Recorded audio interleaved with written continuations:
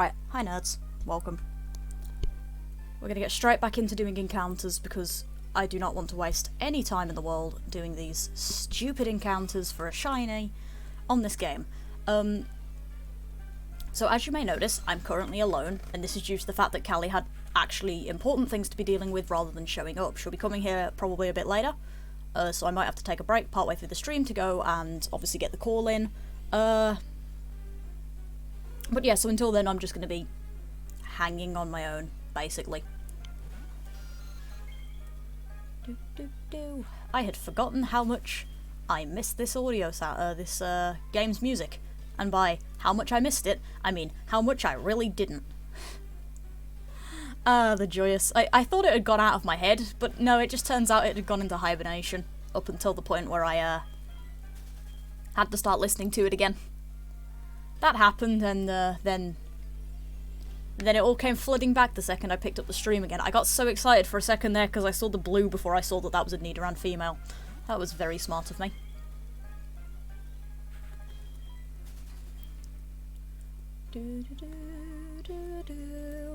It's sad. Do I have any things in the in with Kurt, I wonder? I might have to go pick some of those up.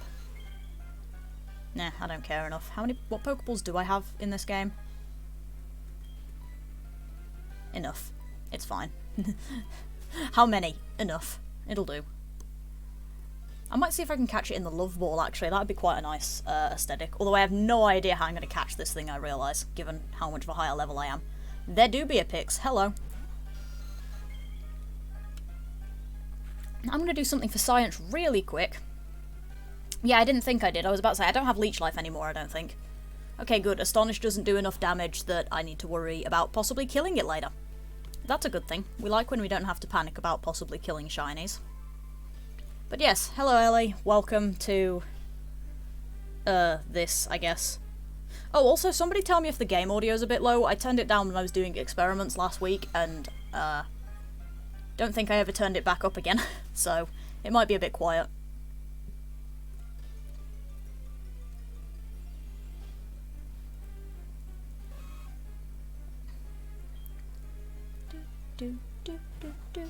I'm starting to wonder if I should start bringing my standing desk thing over here, because I've got a thing that I can put my computer on to make it act as a standing desk, which might be really handy. Is it a bit low? Hang on, did that increment? Yes, it did. I'll turn that up real quick. Just turn that up a little bit. It's like I'd bring it over and use it sometimes in the stream. It's just the fact is also that is A, effort, and B, would make it hard to see the chat, because the chat is on my second monitor, which is behind my first monitor, which would make it a bit awkward to try and see when said monitor is essentially directly in front of the other one. Or the laptop is. What the hell has happened to my chat box? Why is it being weird? I've stopped questioning it at this point. I think Twitch is just stupid when it comes to the chat box. Or Streamlabs is, one of the two.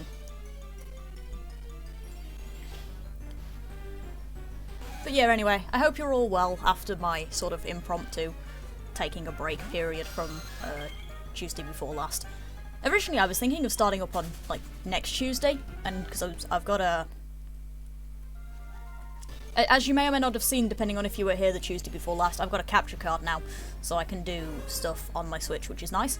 But then Kali sent me a message and was like, hey, are we going to be, yeah, why not both? But yeah, Kali said, like, hey, we're going to be streaming on Saturday, and I was like, you know what? Why not? So, now I'm here. Kali isn't, due to the fact that she's got actually important things to be dealing with, and she'll be showing up later, but...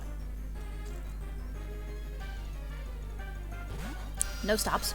Please do not stab. There is no requirement for stabbings. At least not right now. Potential? Yes, potential. Potential stabbings may be required later, but for now we're good. Anyway, so a fun story. I just got done eating, right? It was a bit late. It was about 7 when we got food all together. And we had burgers and stuff. And it was burgers and cheese and bacon, and it was really good. Everything was wonderful. And there was chips and there was onion rings and it was amazing. The problem then settled in when I went downstairs for another drink right before I start streaming, and this is about 1:45, so about half an hour ago. And I go down, and I'm kind of getting a drink, and my mum asks if I want any cake. And of course you don't say no to cake, that's the thing, generally you don't say no to cake. So I'm like, yeah, sure, I'd like some cake. And we've got a couple cakes downstairs. We've got like some cupcakes and stuff. Yeah, that is pretty good. Getting the stab. I actually was curious. I saw the stab emote pop up and I was like, that's gonna pop up at the same time as the Vulpix did. That's gonna be great. But yeah, so I go downstairs for some cake and I'm like, okay. Yeah, everything is behind a bit on the streaming bit. It's just how it works. Twitch is a bit rude like that. That's fair. Being able to say no to cake is a decent skill. To be fair, I can. I just wanted cake. I just realised that my counter is down a bit far. Hold on while I just move that up a little bit because it's sitting really close to the chat box. Yeah, okay, there we go. So yeah, anyway. I'm downstairs and I'm getting stuff ready to go for stream, and my mum's like, do you want some cake? So I'm like, yeah, sure, I want some cake. So I get some cake, and we've got a lot of cake downstairs. We've got like little cupcakes and stuff, and there's a red velvet cake down there that looks amazing. But the one that's currently open is a lemon drizzle cake. And lemon drizzle cakes are really nice. I love them. And I haven't had one in like literally forever. So I'm like, hell yes, I'll take some lemon drizzle cake. So she cuts me a chunk and she hands it over, and I come upstairs with a little fork and everything ready to go so I can eat my cake, watch my video, read a couple things that I'm just finishing up, and then get ready to stream. And it's all fine and dandy. Why is that so big? I'm looking at the count. I keep looking up at the counter, and it's like, why is it huge? I know why it's huge. It's because I had to do some editing pre-stream, because for some odd reason the counter vanished. Yeah, there we go. That looks a bit more like the normal blooming size, or it's actually like a decent size of numbers. Anyway, yeah, I've got lemon drizzle cake, and it's great. And it's cake, like a lemony filling thing, more cake, and then the lemon drizzle. The top of the cake was a hard shell of lemon drizzle, and it was like, oh boy. That was a very lemony cake, and it was like, oh, that's a bit sharp, wasn't it? So I'm sitting here eating like this. It's a decent chunk of cake as well. It's like a decent, like, quarter chunk, but we've been like working our way through the side, so it wasn't like a full quarter chunk of the cake. It was like a smaller quarter chunk. And I'm just sitting here like, I've got to eat all this, and I've got 15 minutes to do it because I'm supposed to be streaming at 8 o'clock. So I've got 15 minutes to eat my cake and finish setting up, and I'm sitting here with this kind of big piece of cake, and it's really lemony, and I'm like, my mouth is gonna hate me for this. It's just like, okay. But on the plus side, I had cake.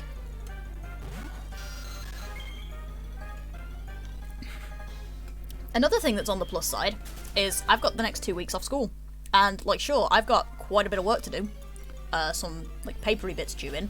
But those are all due in after the holiday. So I've got 2 weeks of just nice chill time, no classes, and I can't wait. Because the intention is I'm going to stream, and I'm going to try and get back to my actual streaming schedule, which would be nice. I posted a streaming schedule on my Twitch page, and then immediately lost my shit and couldn't keep to the streaming schedule. Genius move, girls. But yeah, it's like, hopefully I'll be able to keep to that, but also I've got actual work to do, which will be a bit of a nightmare. Because 80% of my problem isn't even doing the work. Hey, Carmen.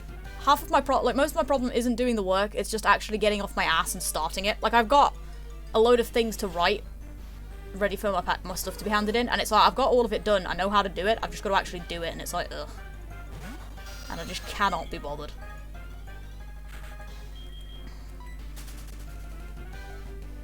At least some of it is due to the fact that a lot of my, like, time recently has been watching videos and reading.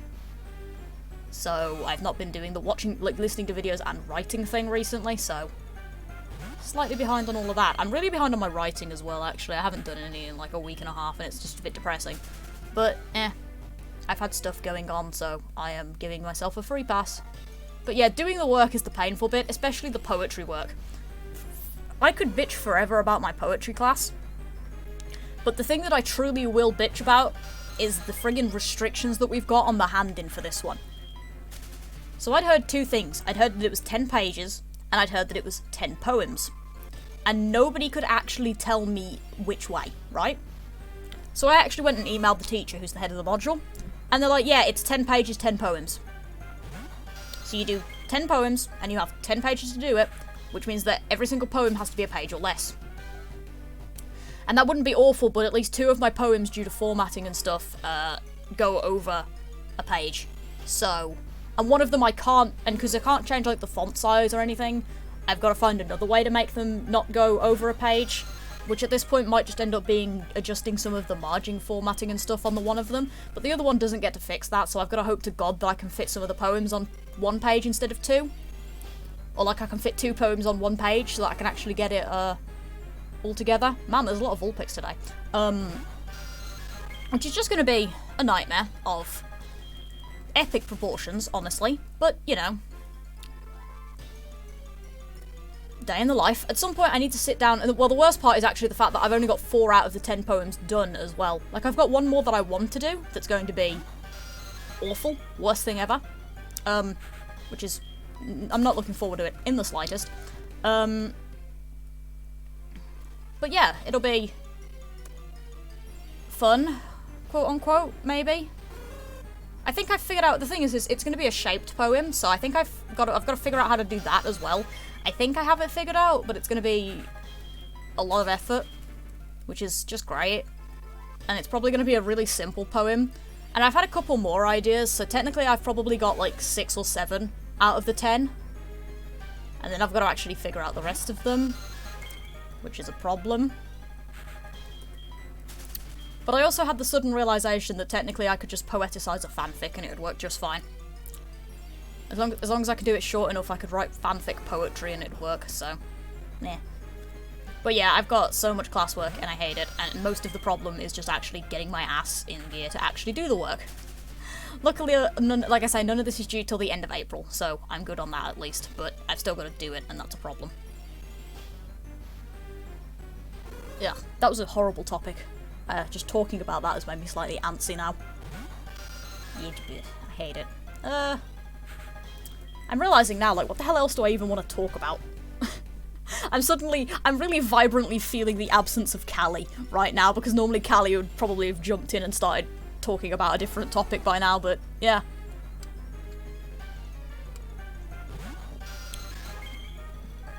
I mean, I can talk about my horrible life decisions, or I can just bitch about that freaking Let's Go stream from Tuesday and a bit ago. A week and a bit ago on Tuesday. We all know what I meant, but I'm apparently just unable to speak the English language today. Oh, I had a good time yesterday as well, because Discord decided to have a breakdown. Or I thought it was Discord. It was actually my entire goddamn laptop, which was really fun. It was telling me that, like, my mic was plugged in and everything, and it was picking everything up. And then not a single one of my apps was actually deciding to register that it was working. Discord didn't work, Discord Web didn't work, Audacity didn't work, Streamlabs didn't work. And I'm like, I was planning on streaming tomorrow. I was planning on streaming with Kali tomorrow. You are aware, computer, that both of those require my microphone to be functional? And it was just kind of like, well, ain't that great. And then I just went to the Windows 10 troubleshoot menu after a bunch of mucking about and was like, you know what, fix it for me. And it did. And I was like, if I'd have known you were going to do that, I would have done that about 20 minutes ago. Thanks, asshole. So that was fun. And then, oh yeah, I also managed to figure out my goddamn editing thing finally, which was nice. Because, yeah, 2 Tuesdays ago, we did Let's Go, and I got 4 shinies out of it. And I was like, hey, that's great. I'll leave it until tomorrow, because it's a bit late now, but I'll get the clips all sorted out tomorrow, and then I'll start working on editing them all together, so that I can put them on YouTube as a big highlight. And then, pretty much the entirety of Wednesday, the clip thing didn't work. It wasn't letting me download the clips. I made the highlights fine, they were sitting on my Twitch, made the highlights perfectly. It wasn't letting me download them. So I'm here like, okay, fine. I'll wait. And then, like, Thursday, I come back to it, and it's working perfectly. Didn't work all of Wednesday, but Thursday I popped back up on the morning, right before class, and I'm like, you know what, let's get this done, and I downloaded them fine. And I was like, okay, that's a bit mean, but alright. Because then I had to go to class. And then I didn't stream Thursday, because I wasn't feeling great. And then I tried to muck about on Friday. We got to Friday, and I tried to muck about with my editing software to get all the videos in, because they're now downloaded. Hey Stantler, it's been a while since I've seen you. And I get it all done, and it's all set up and ready, and the thing is open, and it doesn't work. It can't find the clips. And I don't know why it can't find the clips, because the clips are very resolutely right in the folder that I am pointing it at, but it's not seeing them. And it's in the format as well. I checked the format as well. Like, is it a formatting issue? No, the formatting's perfectly fine. It can pick those up. It just wasn't. So I just was sort of like, you know what? Sod it. Can't be bothered. And then I promptly didn't bother until... Was it yesterday? Did I post it yesterday? I think it did. No, it was Thursday. I did it on Thursday, because it was Thursday morning. Was it? Wait, what day is it? It's Saturday. So, yesterday was Friday, and that was the day I uploaded it. Wasn't it? Did I upload it yesterday? I think I did. Or possibly I just took it off private, I can't remember. But the point of the matter is, it was like a couple days ago, I was still having trouble, and I was bitching to my dad about it, about the fact that the software wasn't picking up the videos. As you can see, my sense of time, by the way, is very slidey at the moment. There is just nothing. There's a day and night cycle, and I don't know which is which anymore. But yeah, so I get through it all, and I'm like sitting here and I'm bitching at my dad about the fact that this thing isn't working. And it's like, ew. And I bring him up and I load it all up and everything to try and show him. And I go to the import files thing and it picks it up first time. It's like, hey look, there's your files. It's like, I hate you so much. So I've got it all together, and then I start putting in the videos, and then I suddenly went, oh yeah, I wanted to make some little cards to put in between each of the video clips, didn't I? And like at the start of it. Like, look at me actually professionally editing something. That's weird, isn't it? Or it looks a bit better than upload the video. I'll give it that. So I put together, it's literally just a white background with my signature purple and shiny whatever the Pokemon was. So shiny Venonat, and then Squirtle, and then Caterpie, and then Bulbasaur, and that was it. And then I just ended the video at the end of the Bulbasaur one because I couldn't be bothered to put together a outro card. But yeah, so I got all that set up and ready. And I start editing through it and everything, and I start putting things together, and I put neat little fade-out transitions between the cards so it doesn't look so janky, as if people are properly watching these and not just kind of hovering at them. And I've got all that set up and ready, and it's like this 20-minute video, nearly 30 minutes I think, and I hit download, and it is 6 gig. And to put it in perspective, my full-ass stream VoDs, which are like 2 hours, 2.5 hours, they're like 2 gig at best. Sometimes they're actually less than that, like despite the size of the length of the file, and I'm just like, okay, I get that there's like effects and stuff in it, and I get that it's essentially 5 videos or 4 videos plus 4 images all taped together and held together by wishes and prayers, but why does it need to be a 6 gig file? And I had to sit there and watch the damn thing download, and that took like a half hour. But it got all done, and it was all ready. And I go up to put it on YouTube, and as I'm uploading it, I'm making the thumbnail, because I suddenly realised I forgot to get a thumbnail ready for this. So I get together a thumbnail, and I put that in, and I put in the title, and I put in the description, and it crashes. Or actually, no, I'm skipping ahead. The first time I tried to upload it, it didn't even pick up that the file existed. I told it the file was there, I click on, like, upload, and it sits there for a couple minutes and goes, hey, yeah, that's not a file. So I had to restart already then, and then it worked. And I sit down, I put the title in, I put the description in, I put the thumbnail in, I put it in the right playlist, etc, etc. I get all that done.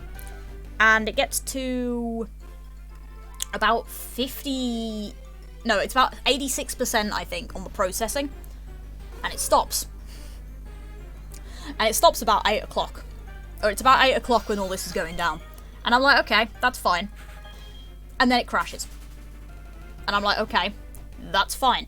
So I start the upload again, I put the thumbnail in, etc, etc, I do all that over, sit it down, and I'm like, I'm just gonna leave it. And it gets to 86% and it gets stuck. And I'm like, okay. And it's now about 9 o'clock, so I'm not restarting it again, because I want to go to bed at some point in the next, like, 6 hours. So I'm just like, I'm just gonna leave it. And if it unfucks itself, it unfucks itself. And it didn't unfuck itself, so I had to cancel the video, at which point it crashed, like, properly. It was telling me that the video didn't exist, or that the video was corrupted or something. So I just shut all my computer down and went to bed. And then I got up the next day, which I think this was Friday, so this was yesterday. I got up the next day and I sat my ass down at my computer and cracked my knuckles and everything and just went, right, you're going on YouTube, you piece of shit, and I don't care how long I have to sit here and wait to do it. So once again, I upload the video, put on the thumbnail, etc, etc, etc, set it all up and ready, and I start it. And it gets to 99%, 32 seconds, and it stays there for about 4 hours or so, I'm pretty sure. And then it finally, like, just randomly uploaded, and it was like, okay, thanks. Like, I was flicking back and forth to check on it, and it was just, okay, now it's working suddenly. That's fine, I guess. And so, yeah, now there's a video collection that's about 20 minutes long and takes up all of my SoulSilver, all of my Let's Go Eevee catches from the Tuesday before last. So So if you want to see me having some of the most lackluster shiny reactions known to mankind, you can look at those. I have really casual reactions sometimes. I think the Squirtle one was probably my favourite from the amount of swearing, because we were just talking about poetry, because one of my classmates was in the chat. So we were just talking about poetry and like the poetry lessons, and just chatting about that, as I am running into all of the Squirtle to get them to despawn faster so that they spawn faster afterwards. And I didn't even notice it was shiny until I encountered it, and then belatedly realised that there was sparkles on the overworld sprite, and it's just cursing. General just swear wording, until I suddenly realised that that was a shiny. At which point I promptly put that in the words and then started laughing about my own reaction. But yeah, I have very lackluster shiny reactions, I realise. Like, I've been thinking back over some of them, and I was thinking back over, like, the Poipole I got, and the Scorbunny I got. Because I'm currently hunting for Sobble. I'm at 130 eggs on Sobble. I did about 70 today because I sat down to do some stuff and was like, you know what? Why not? Felt like it, basically. Because I was doing my daily stuff and I was looking at... I had my internet on because I'm hunting still for the Lilligant, because there's a Lilligant event going on. And I'm getting no 5-star Lilligants, and the ones I am seeing on, like, the Wycom are all full of participants by the time I even get to them, which is absolutely excellent. We love that.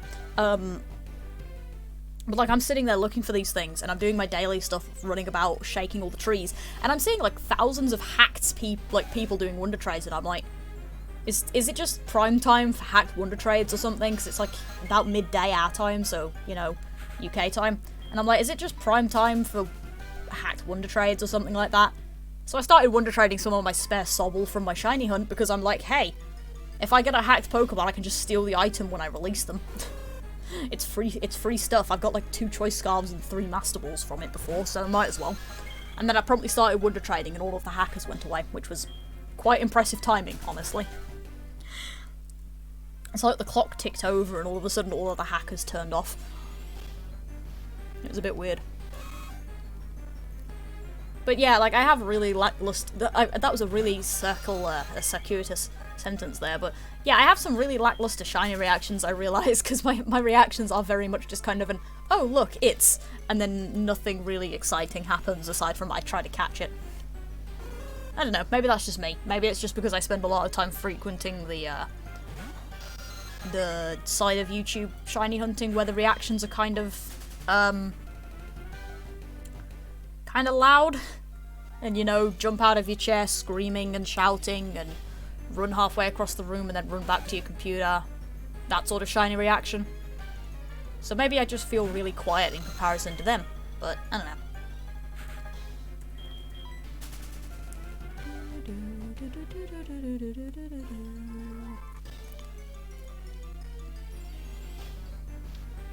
I'm suddenly realising how much more interesting this would be if it was like a rando. That'd be really fun. I'd do a rando shiny hunt if I could, or a shiny badge quest if I could be bothered to do a shiny badge quest on these games. Alternatively, if somebody points me in the direction of like an Auraz or XY rando thing, then I would absolutely do a rando badge quest on that thing, because I can horde hunt in those games, and I can do like fish chaining and stuff if I get something with suction cups.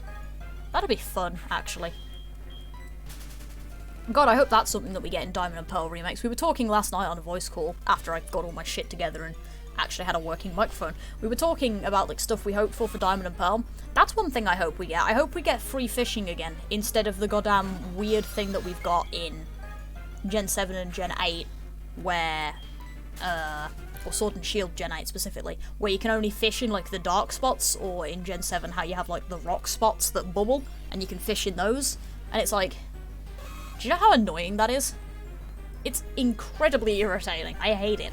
But like, yeah, I really miss doing fish chaining, because those were such fast shinies. Like, you go to X, you get a Malamar, or an Inkay, and you get it with suction cups, and then you just fish, and it's there in like 13 sometimes, or like, I mean, sure, those chains can get really long sometimes. I've seen horrid ones that go like 300 encounters, and you've got to do it perfectly the entire time without moving or anything, and that's a nightmare.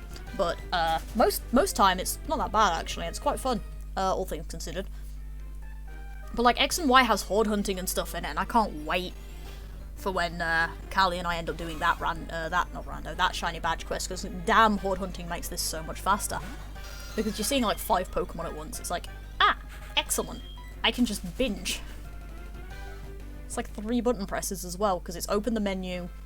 Although, to be fair, if you've got the touchscreen, it's less than that, because I think it's 4 if you don't, 3 if you do, or 2 if you do. Wait, no, 5 if you do, 3 if you don't, because it takes out 2 of the button presses, or the menu presses, because you open the menu, you go to Pokemon, you select the Sweet Scent, and then you use Sweet Scent. And it's like, hello, welcome to instantly finding 5 Pokemon that you can just use as a shiny hunting thing. It's great. Yeah, I hope, but like I say though, I hope we get fish chaining back. I don't know if we'll get horde hunting back, or horde encounters back. I'm fairly sure that we'll end up with Poke Radar again, since Poke Radar was originally a Gen 4 thing. I think. I'm reasonably certain that Diamond and Pearl and Platinum is the first games that had the Poke Radar in. So we'll probably get that back for post-game hunts, which will be interesting. We'll have... I'm curious how that'll work in, like, full 3D when they don't really have, like, gridded... I don't know, I need to watch the trailer again, I guess, because I didn't see it, because I don't think they have, like, the gridded, grass tiles like they do here. They have a different sort, so it's going to be kind of interesting seeing how they do, Poke Radar, and how that sort of thing works. But yeah, I really hope we get fish chaining back. I don't think we're going to get, I can't push buttons when I'm scratching my ear, apparently. I hope we get, fish chaining back. I don't think we'll get horde hunt back. Hello, Atix. Welcome to my first stream back in a little while. This is, well, usually I call it the SoulSilver podcast, because usually I have a friend with me doing this, but friend is busy dealing with actual important real-life stuff. May join us later. Until then, it is just me. Welcome.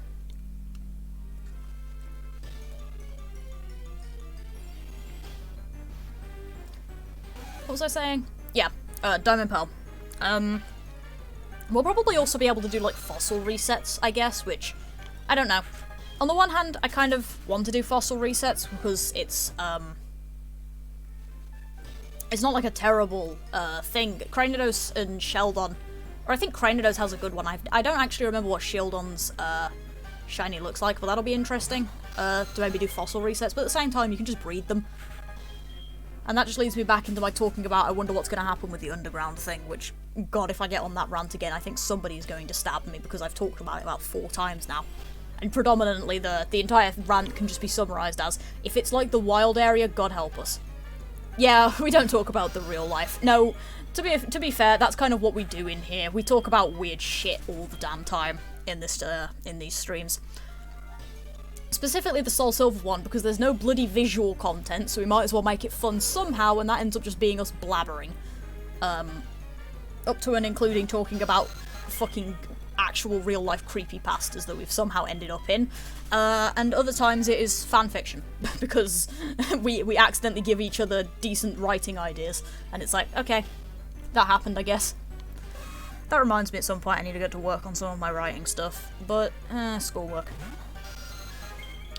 That's a sentence that comes out of my mouth a lot as well. Ugh, school. Who likes that? Ow.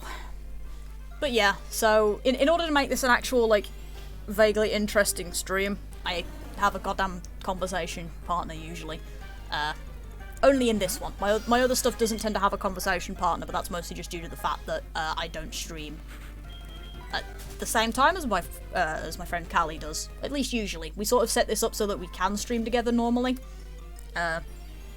This week just ended up being a scheduling class, so she might, class? Yeah, that's what we meant, a scheduling class. No, a scheduling clash is what the word we were looking for is. I'm so good at this language, I swear it's actually my first language. But yeah, so Kali might show up at some point, which will be fun. At some point I also might get a shiny, but that's really not expected considering that we are really low at the moment on encounters. I've been spoiled again because I've been hunting a lot in like Gen 7, Gen 8 recently. A lot, I say. I've had like, what, 2 shinies, and I'm going to be doing some more stuff like starting on Tuesdays. But for the vast majority of it is like, I've got like 2 shinies. I'm working on Cresselia still, in and out when I can be bothered. I've got a Sobble hunt that I'm doing.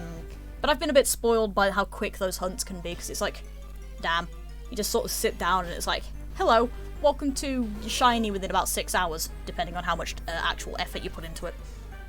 And it's really nice. On the plus side, though, I was running about doing stuff on the Isle of Armor earlier, and I figured out where you can get shinks in the correct weather, so I've written down a note for that, so I can shiny hunt shinks at some point after we're done with... or after we get sick of doing the runaway hunts for the legendaries, which will inevitably happen really goddamn quick, because we've got quite a few of those to do. But until then, yay, more versions of random encounters, just in different formats. At least it'll be faster. As in the hunt will be faster, not the resets. I think the resets are actually probably going to be slower, given the amount of animations and stuff. But the hunt themselves should be faster, because I'm working at 1 in... Shiny charm odds in those games is 1 in 1,000 and a bit, so it's 1 in 1,000 and a bit. Give or take a little, because... Again, I still don't remember the exact number. It's 1 in 1,365, I think. Considering the number of times we've sat here talking about shiny odds on this stream, you'd think I'd know that number off the top of my head by now, but clearly not. Then again, I keep getting the Masada method number wrong as well. I keep thinking it's 1 in 512. Like, no, 1 in 512 is when you do hunts in horde hunting with the shiny charm. That's 1 in 512. It's 1 in 525, I think, for Masada with the shiny charm.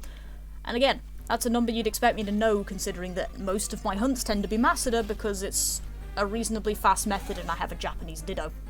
So, it's a 6 IV Ditto as well, which is nice, because we like having perfect IV shinies, or near enough to perfect IV shinies. Which reminds me, at some point I need to take a bottle cap and my shiny Cinderace that I got the other day and boost the IVs, because they're all best except for one of them, and that annoys me, so I'm going to boost it. Yeah, good old shiny charm. All hail, like, it made the work of putting that bloody living dex together so worth it. Of course, I no longer have the living dex in Gens 1 to, or Gen 6 and 7, which is a problem. But if absolutely necessary, I have a cheating device in the gen code for shiny charm. Anyway, it's like I could legitimately get it, or I could just give it to myself. Not going to be doing that in any of the newer games, obviously, because it's in my Pokemon home. It's waiting for me. If I need the shiny charm, I just download the thing. So, you know, 0 effort required and all that. But, yeah. Other than that. Yeah, I am a very habitual shiny hunter in that I do it quite a lot. But I've had a couple of randoms. Yeah, Shield has some good odds, to be fair, but yeah, I've had quite a few randoms, but I've had a lot more hunted ones. Not including Pokemon Let's Go, and not including Go. I didn't include Go because I don't really play that game anymore anyway, and I got them during Community Day events, and I wasn't including Let's Go just because I totally forgot about that. I'm pretty sure I have something like 65 captured shinies out of all of them. And it's like it is something ridiculously high. I did the math at one point because I was transferring all of my shinies, and I'm like, so some of these are event shinies, some of these are caught, and some of these are from Wonder Trade events, and I don't remember what the difference is between, or like what the exact number split is. So I then went and counted, and it's something like 65 or something ridiculously high are caught. But yeah, my shiny history from like randoms. Oh, that's cool. Yeah, my random shiny history doesn't start until Pokemon White 2 because I don't count the Red Gyarados. In Heart Gold or Soul Silver. Oh yeah, I still technically have those as well, so technically that number's even higher than it was. But I didn't count those because they're gifted shinies, as it were, rather than actual, proper encounters. But yeah, White 2 in the, it's not the old chateau, it's the house next to, it's that, like, abandoned house where you find, I think you find the Lunar Feather there. It's next to Reversal Mountain, I think the place is called. Yeah, I went there and I found a shiny Solosis, which is now a Duosion, and has now been transferred up into the new gen. I had a random shiny Hippopotas at one point, which I traded through a friend for a Garbodor for no reason other than felt like it. Like, I gave my friend the Hippopotas, they traded it for the Garbodor, and then they gave me the Garbodor, because we were all really lazy, and we just felt like that was the most effective way to do it, apparently. And then, what else have I had? I got a random shiny Wulu recently. I don't even remember how I got that, aside from I was footsing about in the wild area, accidentally encountered a Wulu and saw its shine.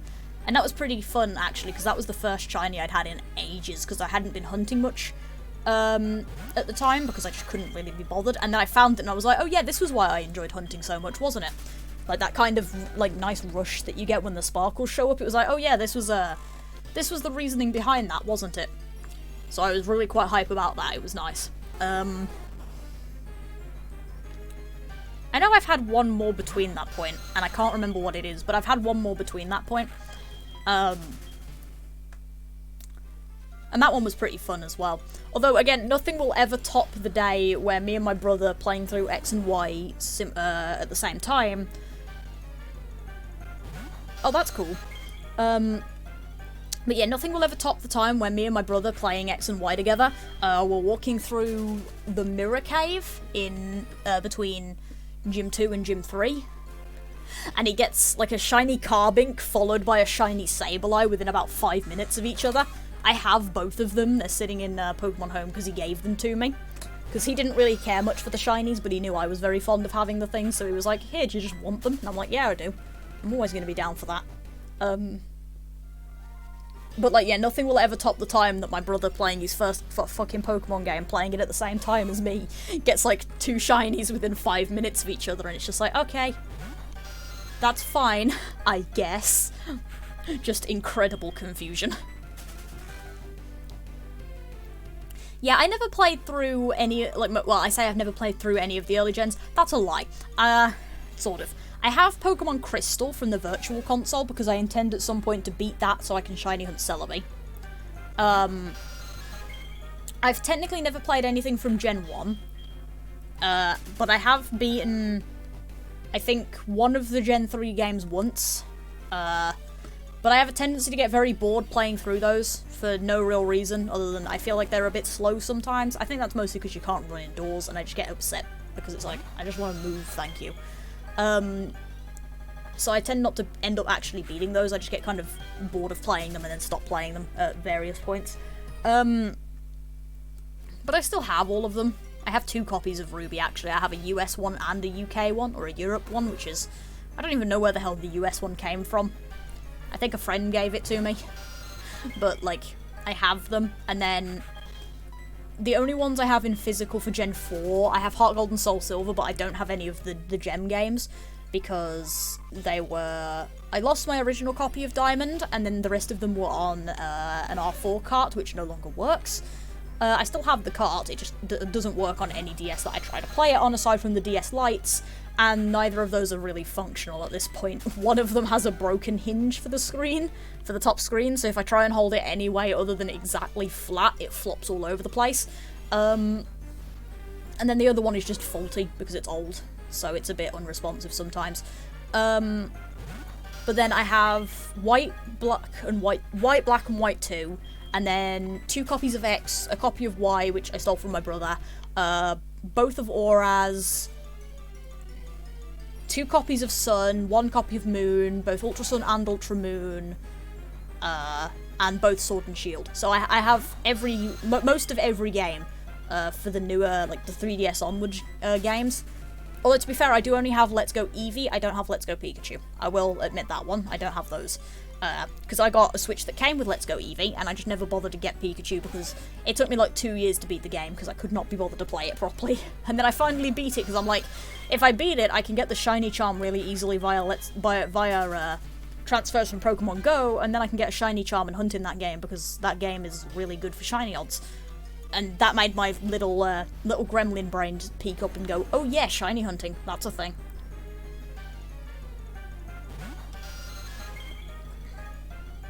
But yeah, I've been like a sort of on-off shiny hunter since Gen 6, which is 7, nearly 8 years ago. That's disgusting, I hate that. It's been way too long since those games came out, Jesus. Like I say that and I'm like, man, that wasn't really a long time, was it? That was only 2 gens ago.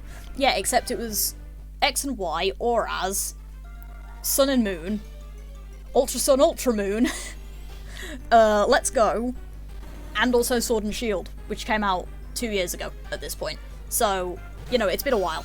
But like saying 2 generations is a bit different to saying it's been like 8 years.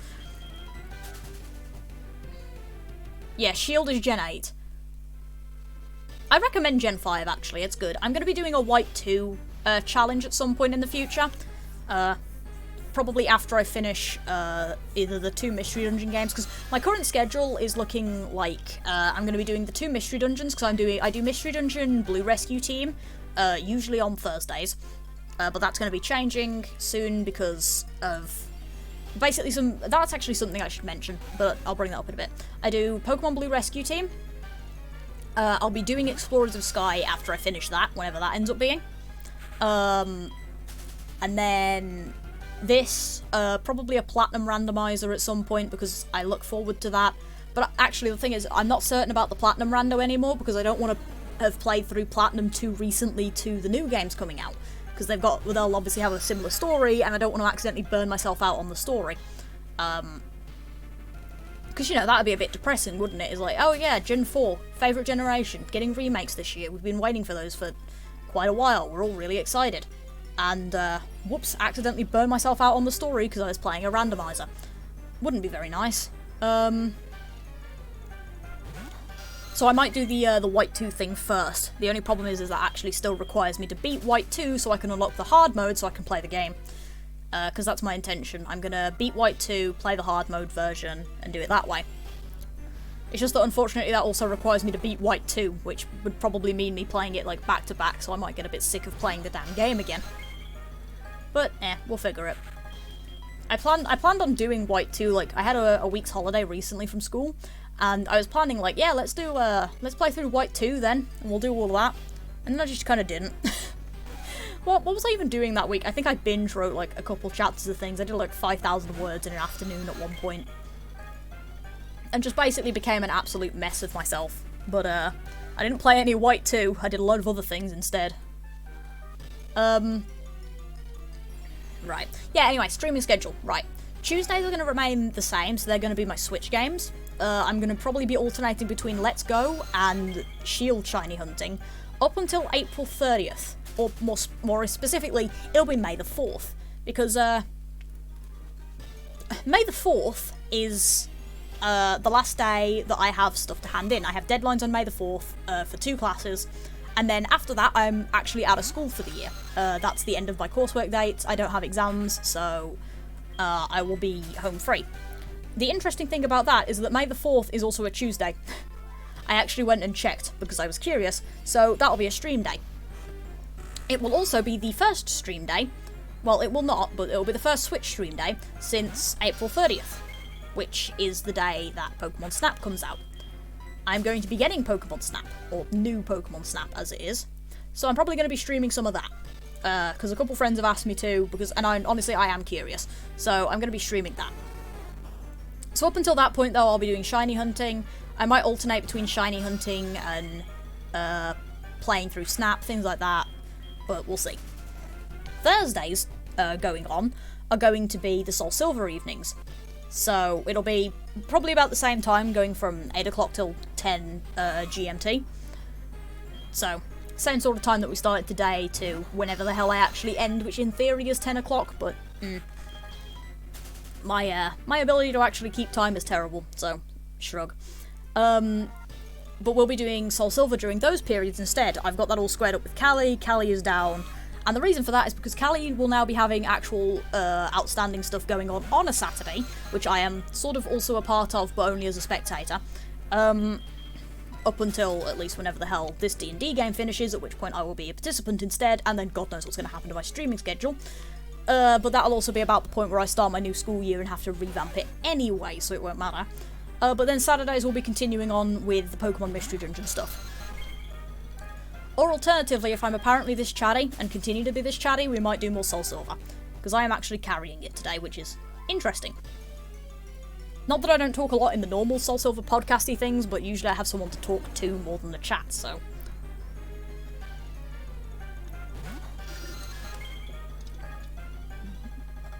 Things I should probably not be doing. Drinking something with caffeine in it when I need to go to bed at some point this evening. And also I've had a terrible, terrible sort of shaky day because I'm like, oh yeah, you're going to be streaming today. Like, my brain sort of woke up and went, hey, you remember the fact that you're going to be streaming today after you took like a 2-week break for no apparent reason? Yeah, have fun with that, asshole. So, caffeine, probably not a good idea. Oh, Jesus Christ, that's a lot of numbers. Pi is good, to be fair. I like pi. I don't like pi as in the math thing, but that's because I'm not good at math. So. Oh, hey, it's the asshole on a motorbike who's back. We love that. We love when he just comes rumbling by at, like, top speed down this road. It's like, thanks. Can you maybe not do that?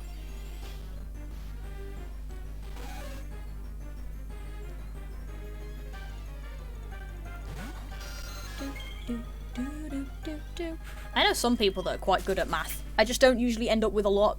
That's a lie. I know plenty of people that are good with math that I actually talk to. I was about to say, like, I know lots of people that are good at math, I just don't deal with them much because I'm a creative writing person. But no, that's a complete lie. One of the discords I'm in is a creative writing discord that has way too many really good at math people in it, and it's like, oh. Okay. Well, I know where to come if I need actual hard science in my books at any point. Up until the point where I need actual hard science, though, we don't care, so. Do, do, do, do, do.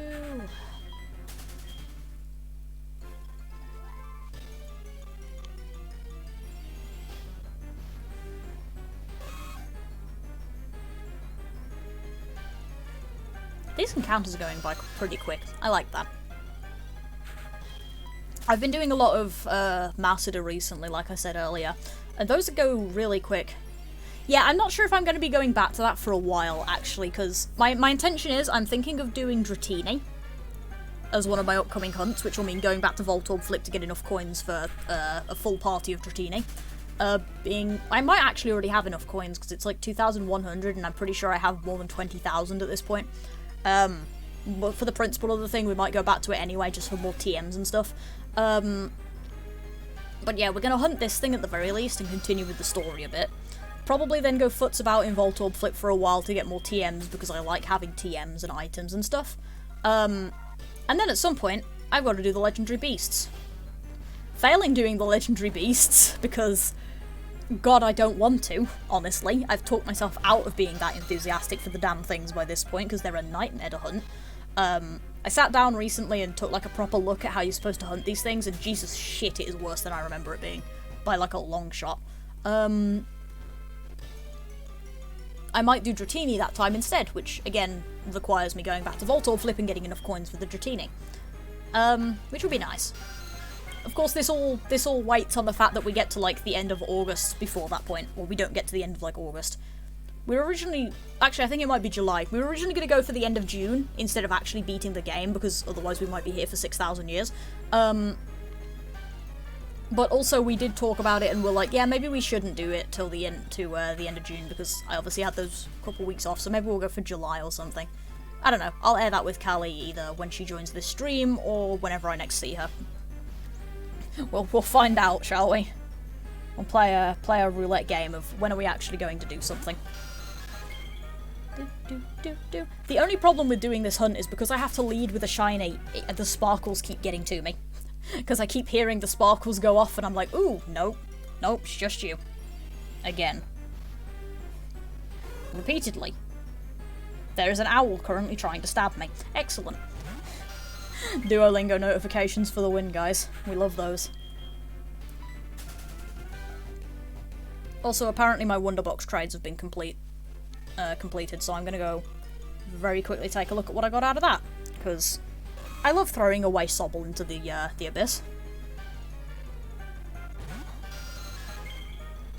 Yeah, suddenly remembering something is always fun. Right, come on Pokemon Home, load up on my phone so I can check what we got out of the Wonderbox. See how many hacked things we got out of it this time, and then I can send more Sobble into the abyss.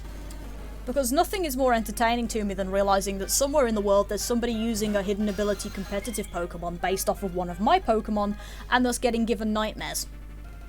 I love that. Gives me the warm fuzzy feelings.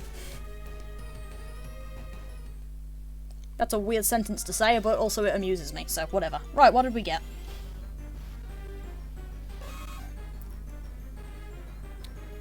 Vullaby, Eevee, Charmander, Trubbish, Japanese Froakie, Axew, Patrat, Skitty, Smeargle, and Pink Urchin. Excellent. Dump some more Pokemon into the box, please. I have 60 Sobble to throw away. Obviously from my most recent set of hunting. So that's fun. We've got plenty. And there'll be plenty more of that where that comes from before we get to the end of this hunt, probably. And then I get to do it again with Grookey, which will be fun. Honestly though, I think the most entertaining part at this point is I've got probably the highest Voltorb flip. I've got like the best chances with the lottery known to mankind at this point. Because it's just like, hey, I heard you wanted to win the lottery. How would you like just tons and tons of Pokemon from Wonder Trade? Hey, it's Pi. Hello. Welcome to Pix Carry's podcast episode for the day. And blabbers about Pokemon Home. I meant to check that earlier, honestly. I was going to check it earlier in the day so I could get some of the trades out of the way. And then I forgot. So... big whoops.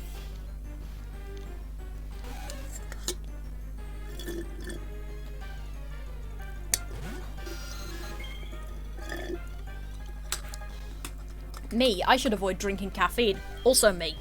Slurp my way through the remains of the caffeine in the Pepsi. Or the remains of the Pepsi can which has caffeine in it. Whatever. We'll pretend that sentence was anyway literate before I corrected it. We do that quite often on this stream anyway, so it's fine.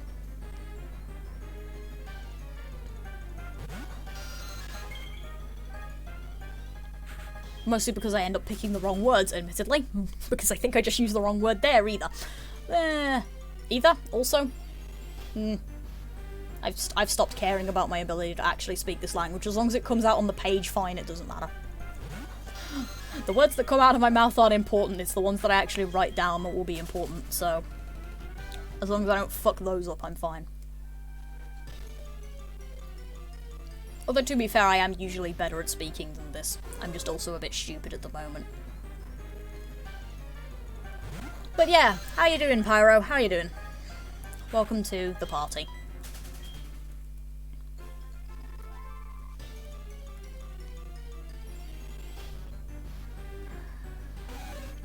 I mean, admittedly, it is a party of me running backwards and forwards on the spot, but it's still a party.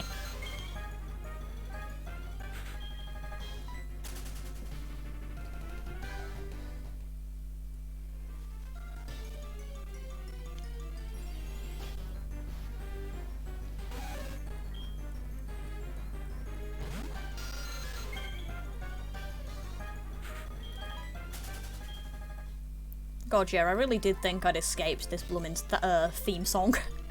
The battle theme, and it's like, nope, it was just waiting in the back of your mind. Prepared for your, inevitable descent back into madness.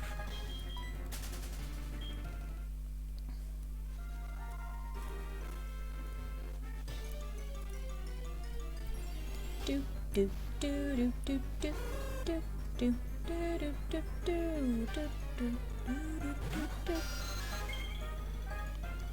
So yeah, we were having a chat in Discord yesterday, in between all of my blooming technical difficulties that I ended up having before I actually got into the call. And one of the topics that we brought up was the Platinum versus Diamond and Pearl storyline. It gave me a proper chance to get back on my soapbox. Like, proper sit up in my chair, hands in front, like, clapped, big, lean towards the mic moment and everything, like, proper soapbox moment. It was great. I love being able to give rants about these games, they're so much fun. But we were talking about, like, the differences with the Diamond and Pearl storyline versus the one that was given in Platinum. And we were kind of curious, like, which one they're going to go with, because people have obviously been looking at the trailer like lunatics, because data miners exist, I guess, and theorists and stuff. And they're terrifying and they're amazing. But, oh yeah, no, that's been me, like, repeatedly. Like, yeah, I'm gonna get some of my writing work done. No, you ain't. You're gonna sit down, read fanfic, and watch people playing Hollow Knight. Speaking of, I need a better computer for Hollow Knight. I found a mod that would allow the three of us to do that race thing that we had an idea for. That'd be bloody hilarious. But anyway, yeah, one of the things we were talking about, because obviously people have been looking, they've been seeing like elements of the platinum stuff in the game from the trailer, and presumably from like anything else that's been released since. So we were curious how much of it is going to be Diamond Pearl versus how much of it's going to be Platinum. I'm hoping for quite a bit, because I like the Platinum storyline. Hence, you know, being willing to play it. I haven't played it, though, in, like, forever, so... Chance of it being not as good as it could have been? Reasonably high. Chance of me giving a shit? Reasonably low. But yeah, to the Hollow Knight thing, originally, once upon a time, a while back, we had an idea, me and Kali and another friend, we had an idea of doing, like, a race. So you'd have 3 hours, and a bunch of different objectives had different points levels, which I'd already assigned. I had a Google Doc all set up and ready for it, and we were basically going to race to, you know, try and get as many points as possible within the 3-hour period. It was going to be a bitch to set up, because we're, like, across 3 different time zones, so we would have all had to try and schedule it, and, like, for me, it would have been late at night and stuff, and it would have been great. But we were all going to sit down and stream it. And then I've recently discovered that Hollow Knight has a multiplayer mod. It's laggy as shit from what I've seen, assuming that you're not doing it right, but, like, it looks really friggin' cool, and you can use it to, like, sabotage the other people playing, because you're all playing on one server. The only issue would be the fact that, I work on a laptop, so it wouldn't work very well. But otherwise, it would have been a really interesting way to try and do it. Hell yeah, getting laptops is a good thing. We like when things arrive. I recently picked up a capture card. And then promptly did... It was really great, actually. I got a capture card specifically to stream from my Switch. And so the capture card showed up and I did one stream and then pissed off on vacation. Because, stuff happened. But I mean, on the plus side, I still have the capture card. It's sitting behind my, my desk at the moment. Just waiting for me to be able to get back to my, my streams in that game. I've already decided what we're going to be hunting when I pick Shield up, so that's going to be fun. You ordered it in November for Christmas and it's just not shown up. Oh, that's awful. Oof. Now you see, I technically got mine for Christmas as well, except it was Christmas last year, and then I ended up getting it early, because it was like, well, actually no, it was supposed to be a uni present, like a you're going away to uni, have this new laptop present. And then my old one started keeling over and we were like, pretend it's a Christmas present, you can have it for Christmas.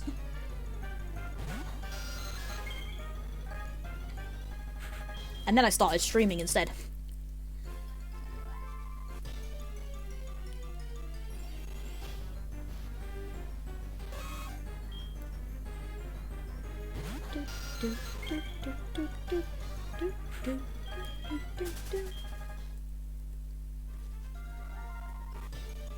I do love how quick the encounters are, though. That's one of the good things about this. They are really fast encounters, and I love it.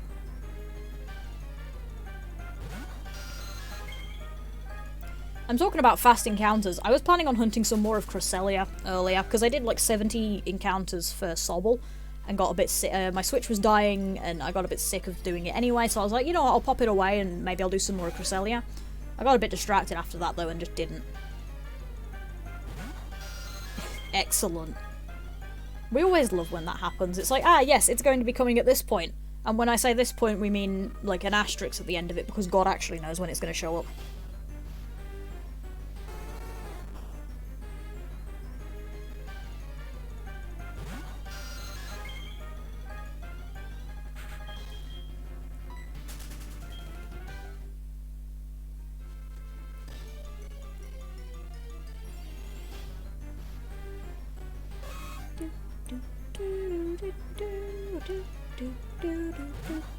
So who's sick of Zubat's cry?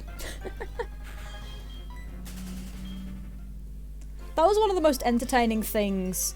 Okay, yeah, that I guess is a bit more reasonable if you live at, like, basically the fuck end of nowhere. Like, it not showing up for a while might be making some sense. You literally live in Eden. Jesus, okay then. But yeah, if it's like, if you live in the middle of buttfuck nowhere, it makes a bit more sense, because obviously it's got to actually get to you. But yeah, that was one thing that I liked quite a bit about the remake, the Sword and Shield games, is like, there weren't Zubat anywhere. It's like, there was no Zubat. It was like, okay.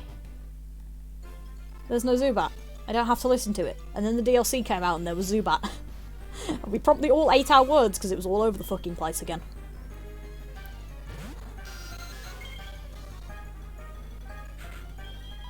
Yeah, that's pretty cool, actually.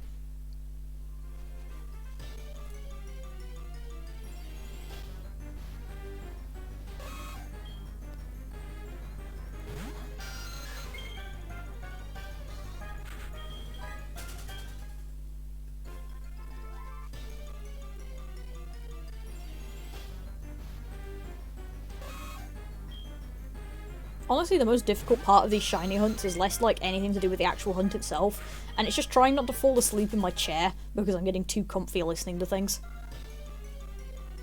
Garden Eden not even a meter away. Excellent. But like, yeah, like you get slightly too comfortable listening to everything and it's like, you don't fall asleep. I wouldn't recommend that. It wouldn't be so bad if I was just playing the game, but you know, there's kind of a stream going on. Need to be awake during those.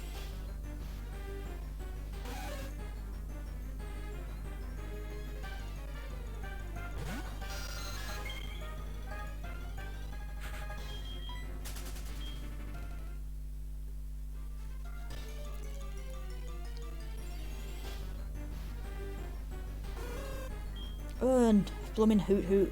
Go away. This is legitimately my only problem with the time of day that I stream at, and it's the fact that Hoot Hoot keeps bloody appearing in my encounter chart. It's like, give me something a bit more interesting than Salty Bird, please. I don't even like Noctowl. Like, I like it, but, like, it's not good. I don't know, maybe it has hidden depths. Never really used one properly, so it could be better than I think it is, but eh.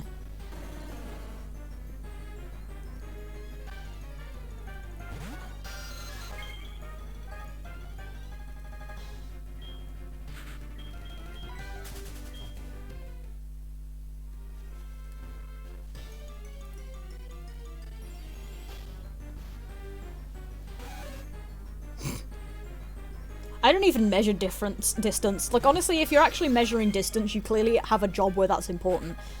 I measure distance by approximately how far away is it. Like, take a guess. Is it, like, one person away? If it's one person away, it's about 5 feet. And that's how I measure it. Like, could I, like, lie down on the floor and reach it?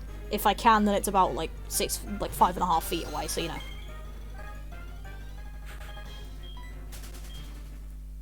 I'm really bad at, like, space, though, so to be fair, that's not a good method of measuring things.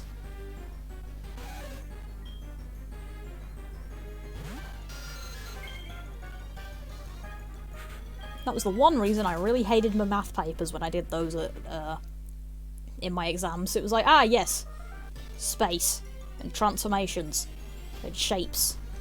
And I'm just like, ah, yes, my worst nightmare. Please give me more algebra. But don't give me anything to do with, like, triangles.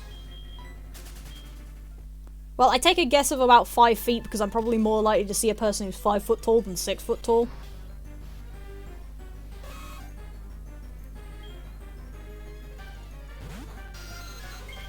So it's less that I don't count you as a person and more I'm more likely to see somebody who is shorter than you.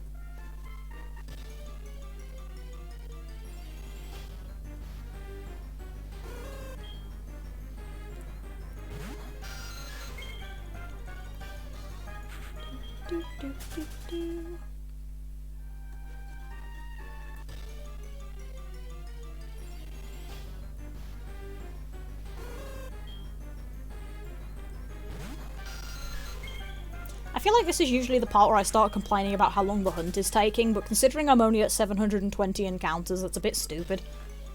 I've been spoiled by all of the Gen 6 and 7 and 8 that I've been playing. It's like, ah yes, easy hunts. We like those.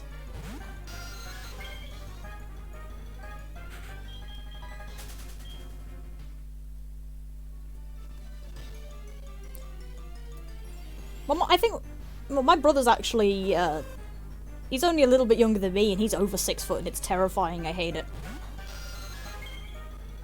It's like, please stop. You're not allowed to be, like, a good 5-6 inches on me. It's a bit rude. Actually, I think he's about 7 inches on me, which is just disgusting. I hate it.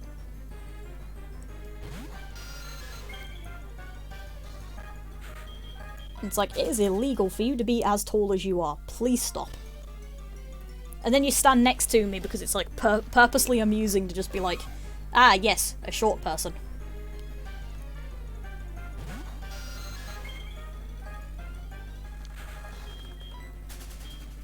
It's like, I don't want to deal with that shit. Get away. Back the hell off.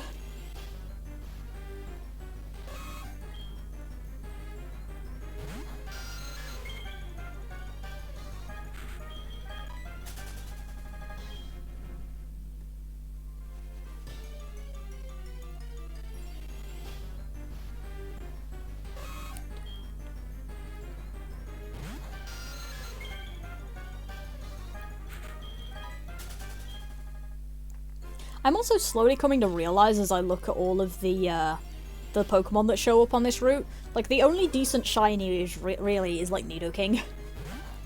Like, Nidoran female is alright, but Nidoqueen is terrible. Hoot Hoot is a bit boring. Stantler is, like, green, I'm pretty sure, and, like, it looks good on some Pokemon, but really not Stantler. It's, like, lime green, it's a bit absurd. Vulpix is good, actually, to be fair. I should not ever dish Vulpix. We are very, very down for shiny Vulpix. But, like, other than that, there's really not that many good shinies. Because there's at least, I think there's at least one more encounter slot on this route. I'd look it up, but I don't actually care. But it's like, ew, Nidoqueen, ugh, when it comes to Hoot Hoot, and it's just a bit, ugh, when it comes to Stantler, and it's like, okay, 2 out of 5, I guess.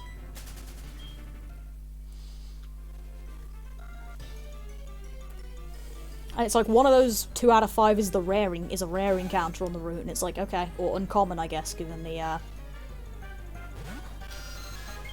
encounter ratios on the route. So it's like, one of those is the uncommon, and it's like, the other one's the common. It's like, okay, decent chance of me fucking up and getting something terrible, I guess. Or if not terrible, at the very least, not good.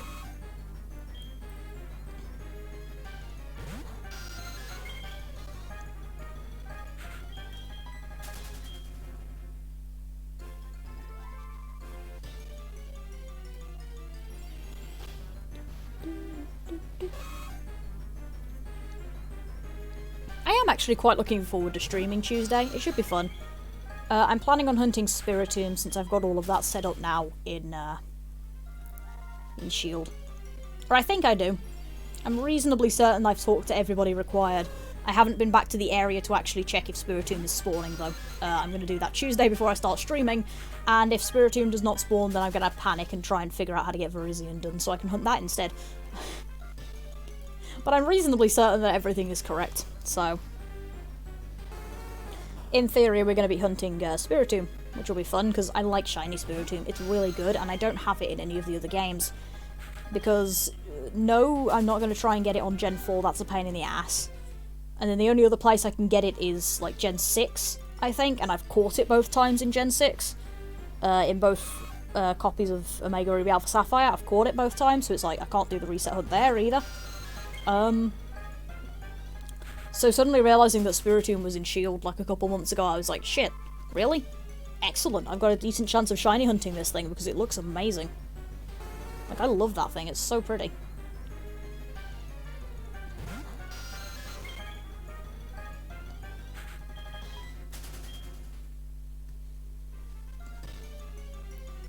I mean, I'm pretty sure you can just breed Spiritomb, technically. So I could have done it that way, but also, that's disgusting. Why would I ever want to do that?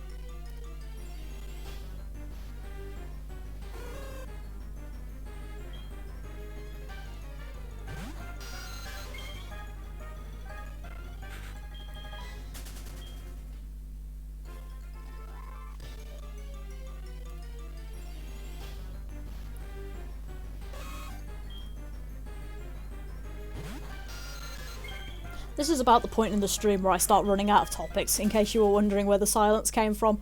I'm just like, okay, I'm slowly starting to run out of decent topics to start covering. That isn't just let's rant about something else, but yeah.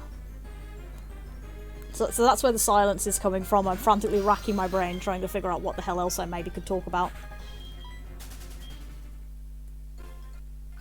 Nope, phone call. Hello. I worried for a second there about the slight stutter, and it's like, nope, it's just the phone.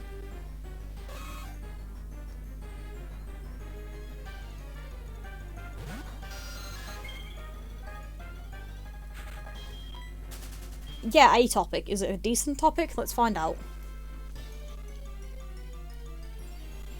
Can my incrementing actually work? Yes, it can. That's good. We like when that happens. We like when things don't break. That's good.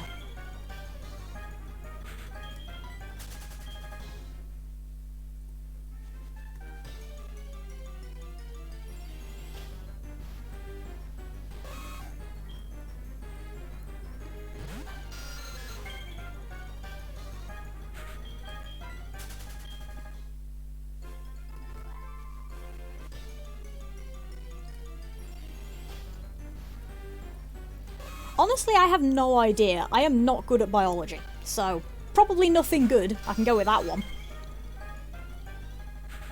But I can take an incredibly wild out-of-nowhere guess and go probably nothing good, just based on the name of the thing.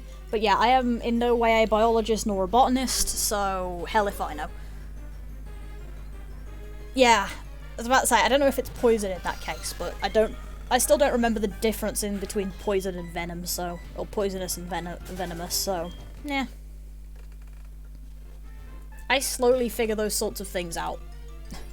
The key word is very slowly. But also I don't write murder mysteries, so I probably wouldn't know that sort of thing, even if I did have to look it up. Yeah, it's not called the suicide plant for no reason, it's like, So, reasonably uneducated guess would be probably nothing good. Reasonably educated guess is pretty much definitely nothing good, honestly. It's like, yes, a thing called the suicide plant. I wonder what that will possibly do if you shove it in your veins. Sounds like a bad life decision.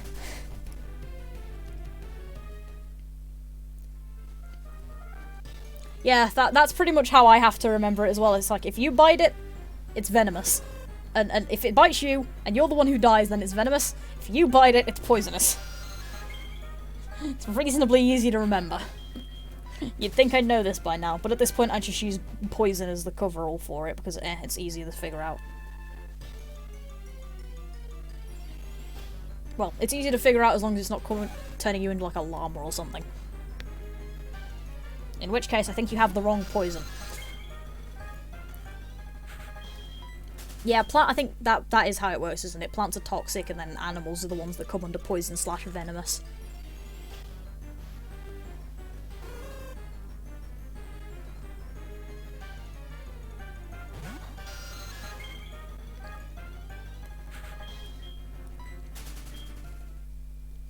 Why does it always loop around to murder? I've realised. Why does that come up as a topic with distressing regularity? I mean, I guess it's because murder's a decent topic. That's a quote, but, yeah, like, murder seems to come up in these chats quite often.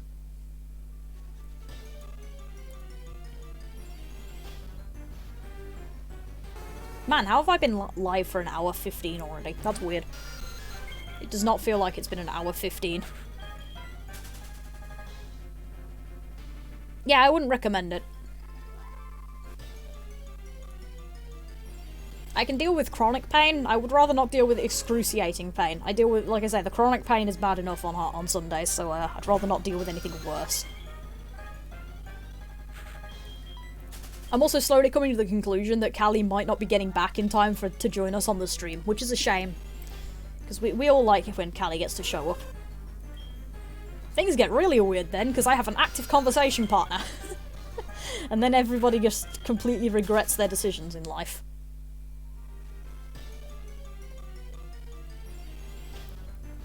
But hey, real life things are actually important, and you should definitely deal with those if you have important real life things to deal with. You know, rather than showing up to do silly streams. I should also drink more.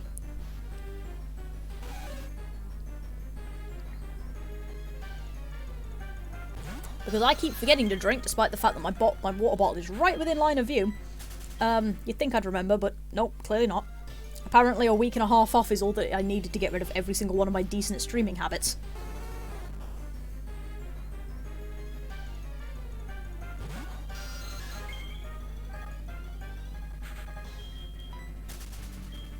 Yeah, silicon-based, hang on, I believe I'm getting a thing. I am indeed getting a thing. That is a Calico. Hello, Callie. Welcome to We Were Literally Just Saying I'm not sure if Callie's gonna get here. Sorry, I think this is the fastest I've ever set up a stream in my entire life. No, that's perfectly fine. I've just got a stretchy stretch, so I'm going to be doing that. But no, I was literally just saying, like, man, how have I been going for an hour 15? Also, I don't think Callie's going to be getting here, which, I mean, is fire because important life stuff is important. But also, well, we all know what happens when I'm given an active conversation partner.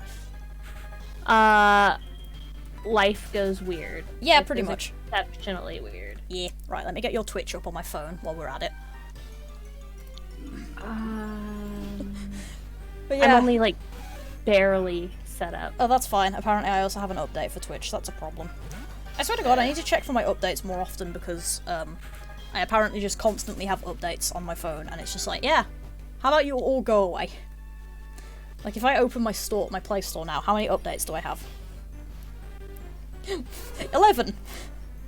Oh, dude, I've got like 87. Yeah, I usually update like once a week or so, but it's just like, sometimes I forget, so I don't. That is completely fair. Yeah. Anyway, Right. we were just talking about murder, so that's what you're walking into. Oh, we were talking about murder? Well, specifically, Excellent. we were talking about the suicide plant because I got to a period where I went really quiet and went, shit, I'm running out of conversation topics. And then Atix, who was over here in my chat, brought up the suicide plant, and I'm like, well, I'm no biologist, but given the name of the thing, I'm gonna go with not a good idea.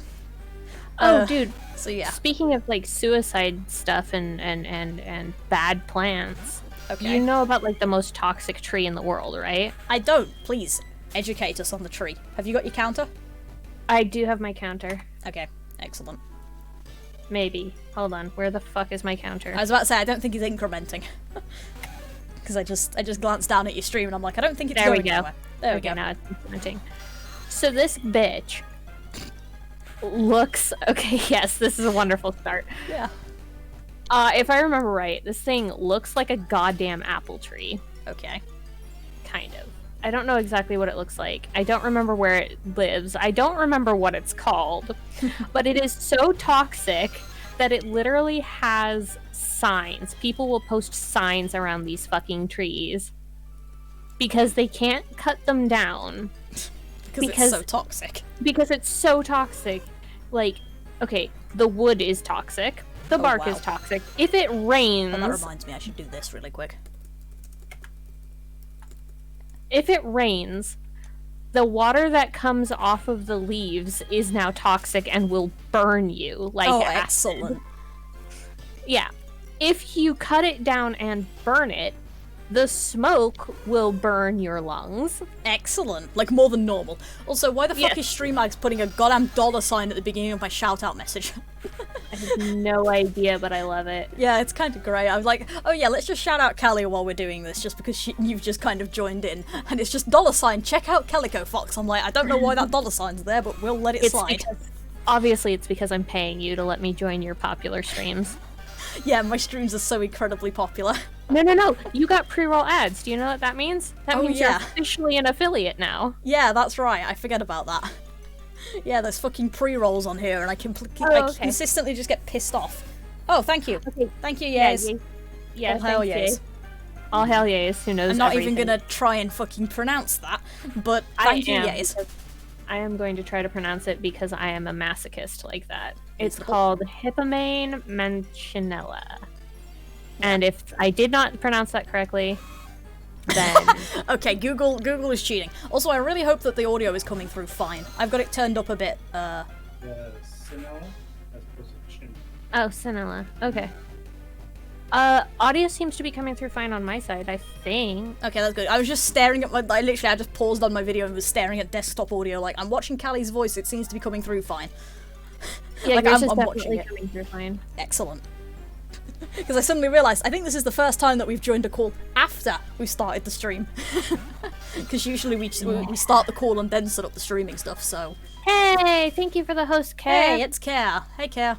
Who is probably going to bed given the time. Yeah, probably. Reasonably so. Yeah, I'd recommend going to bed, like if it's 10:30, you should probably go to sleep, to be fair.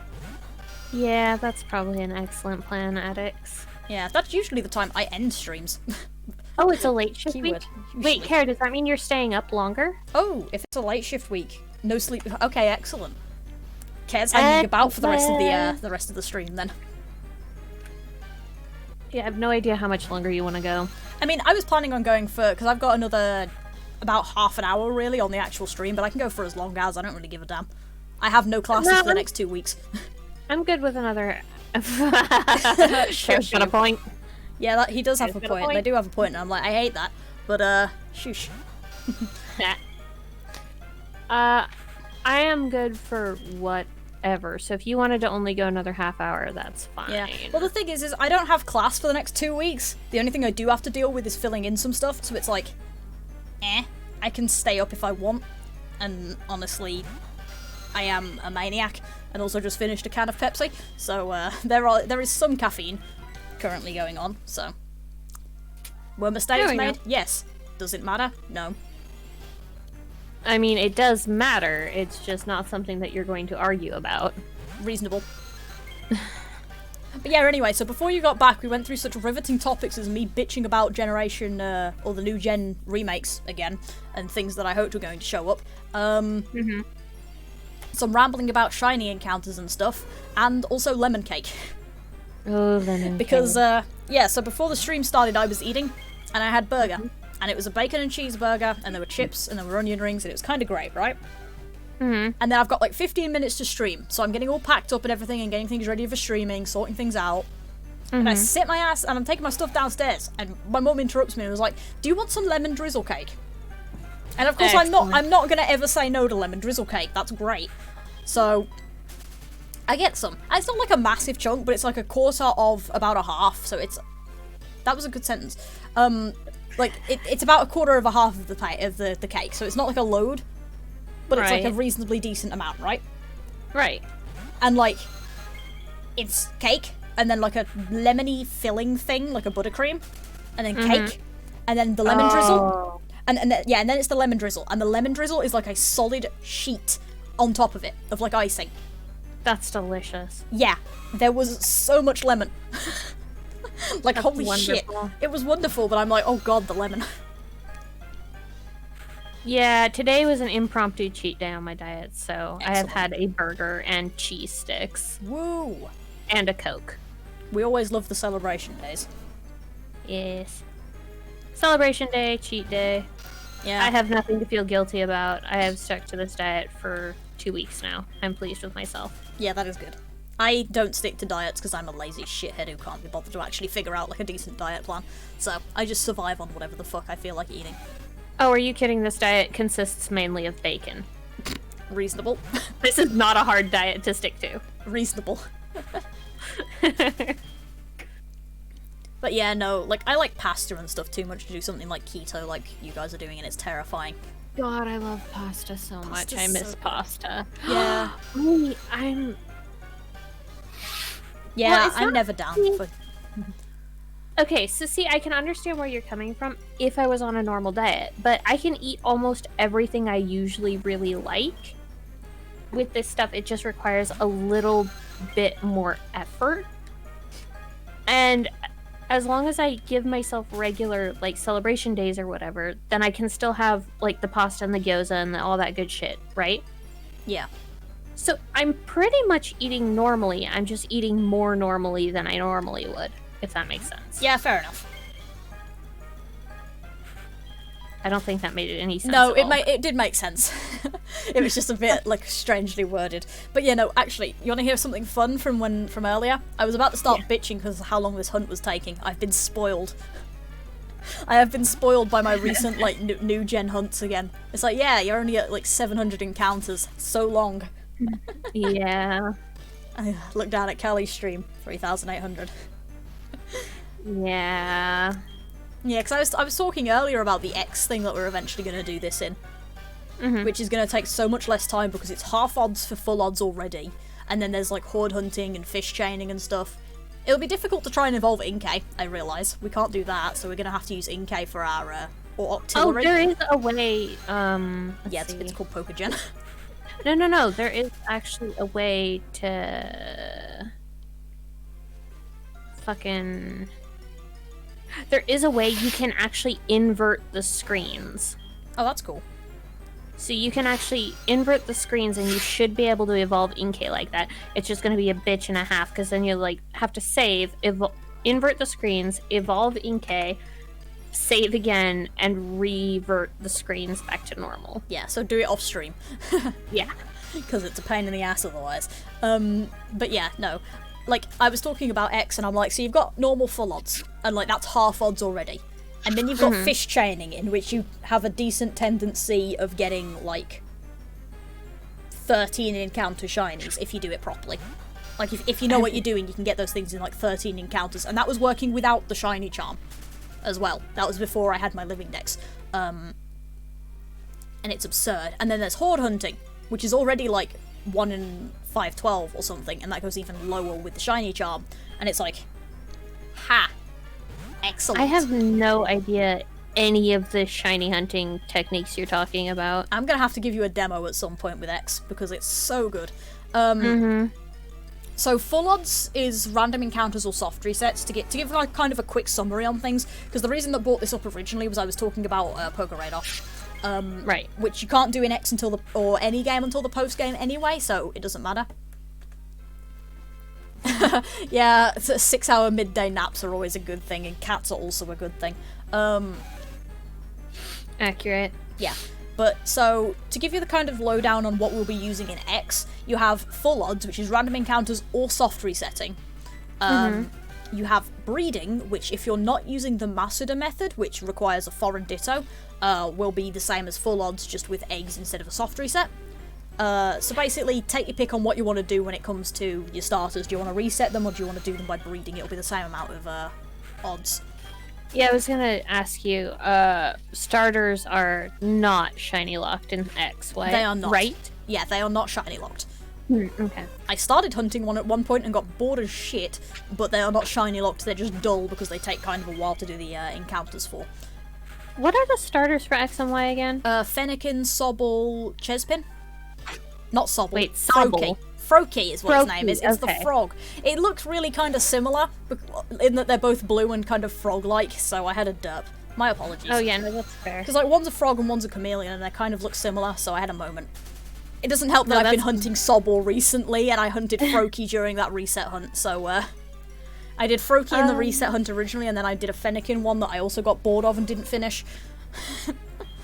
Because they take like 2 minutes to do the resets because of you go in, you pick your Pokemon, you get out of all this bloody dialogue, because there's loads of dialogue beforehand because you have to set your nickname.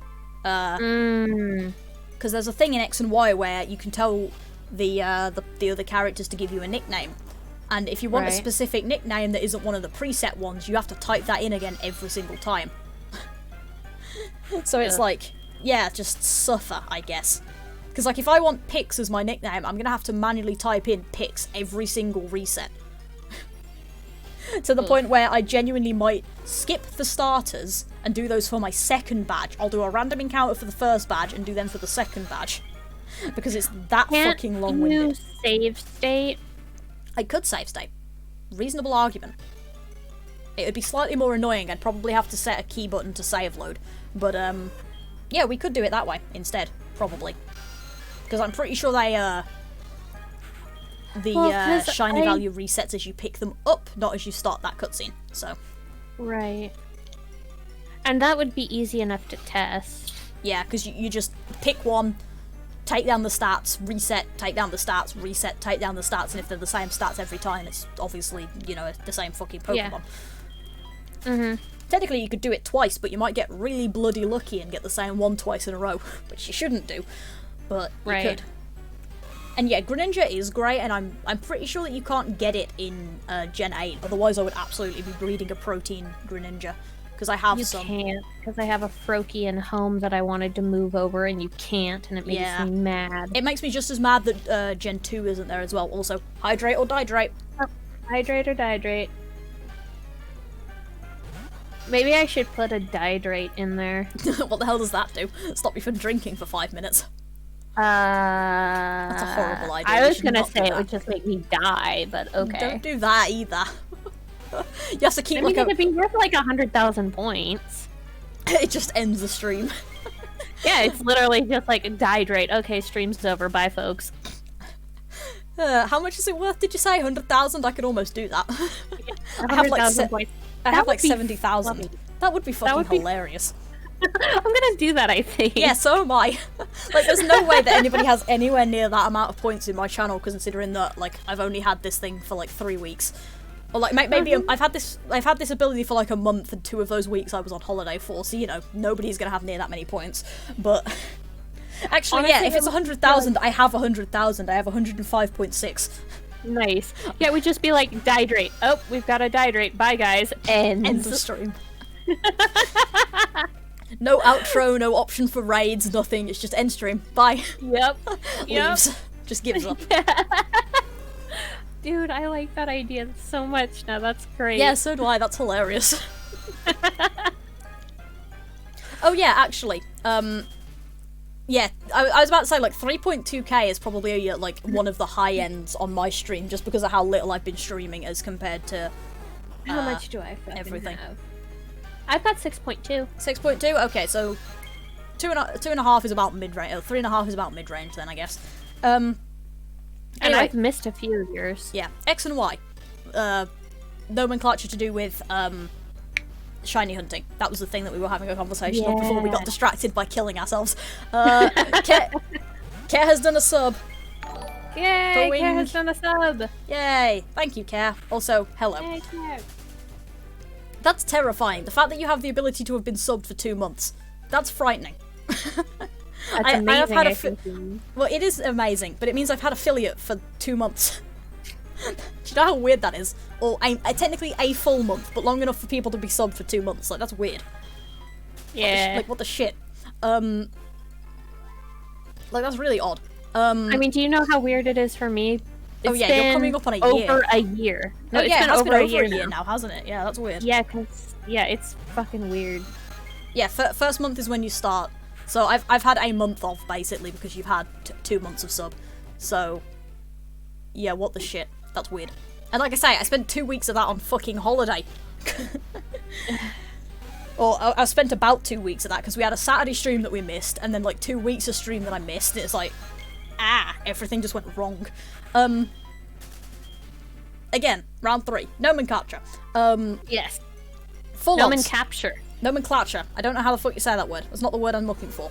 I should know what the word I'm looking for is. I do a narrative games class. You'd think I'd know some of the goddamn terminology by now. It's been a year. I think that actually is the word you're looking for. Terminology. Yeah, probably. Don't give a shit. We were talking earlier about my inability to speak the English language. Don't worry about it. As long as it comes out when I type it, fine, we don't matter. Because I intend to be an author, not a speechwriter. Thank you. Or a public an speaker author of any has to be sort. an author has to be a speechwriter. What the hell do you think your characters do? Reasonable point. Yeah. So full odds are like soft resets, random encounters, and technically normal breeding. Masseter is where you get a foreign Pokemon to breed with, which we won't be able to do, unfortunately. And then fish chaining is a very specific... Actually, I'll talk about hordes first. Those are easier to explain. Hordes are a mechanic in Generation 6 and 6 only, so X, Y, Omega Ruby, Alpha Sapphire, where using either the item Honey or the move Sweet Scent, for which you will probably want to get like a Combee or a Bulbasaur or something, you can force trigger an encounter.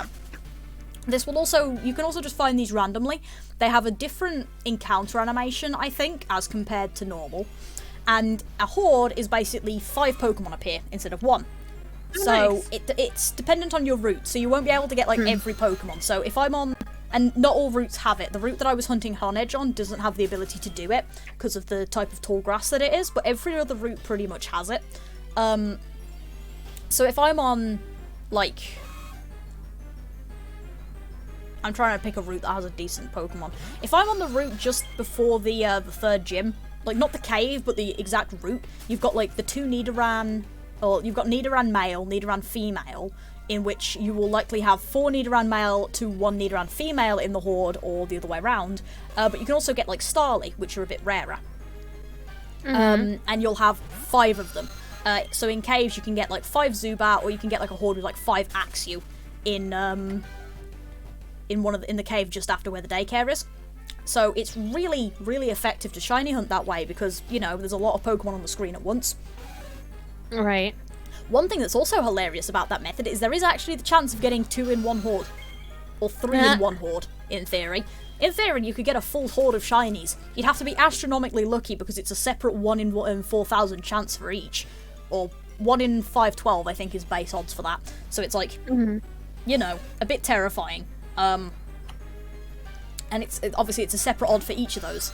So, you know, a bit scary. You have to be spectacularly lucky. Yeah, or, you know, a cheater. Like, yeah, or like, no, it's like, you get one of those naturally, and it's like, okay, this is time to go buy a lottery ticket. Yeah. It's like, okay, put the stream down, walk out, buy a lottery ticket, please. Because clearly God is smiling on me today. Yep. And then fish chaining is the one that's a bit more complicated. So fish chaining works by scaling the shiny chance based on how many consecutive encounters you get. I think... Scaling. Because you're fishing. That was an unintentional pun, but we'll take it.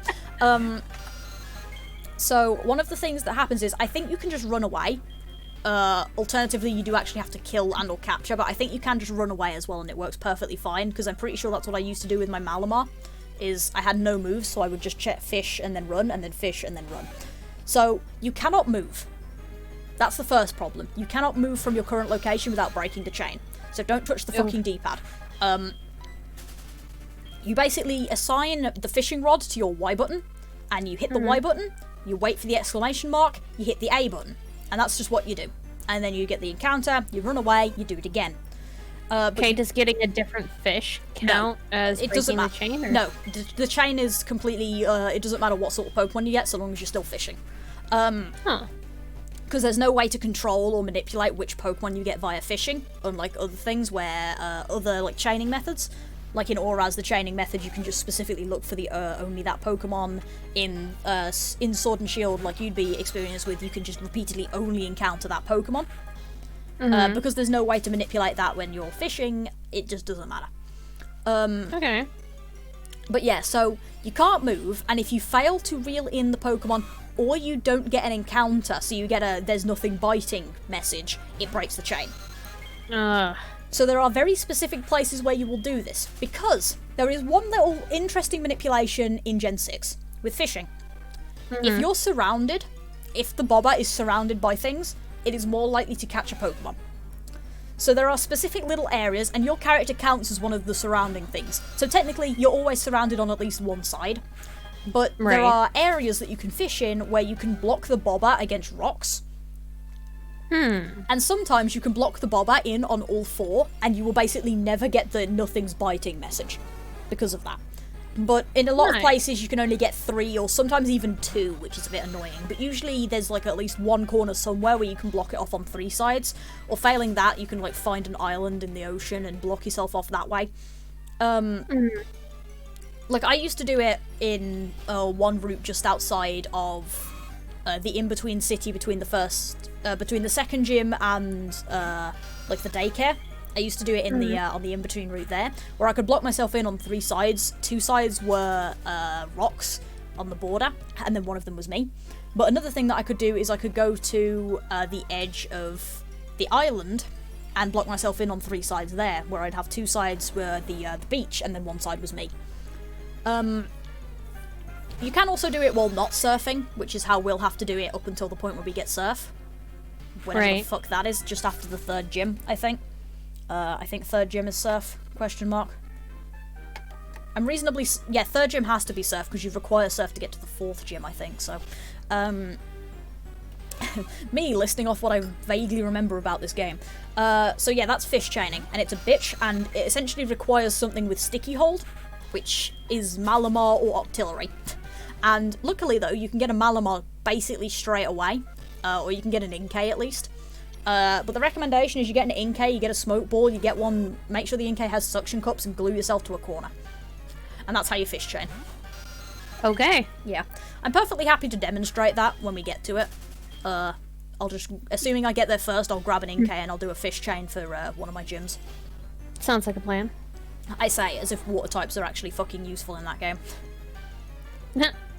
Actually, no, to be fair, water type is a decent type for the 2nd gym, but I am required to do a shiny hunt of my starter for that, so...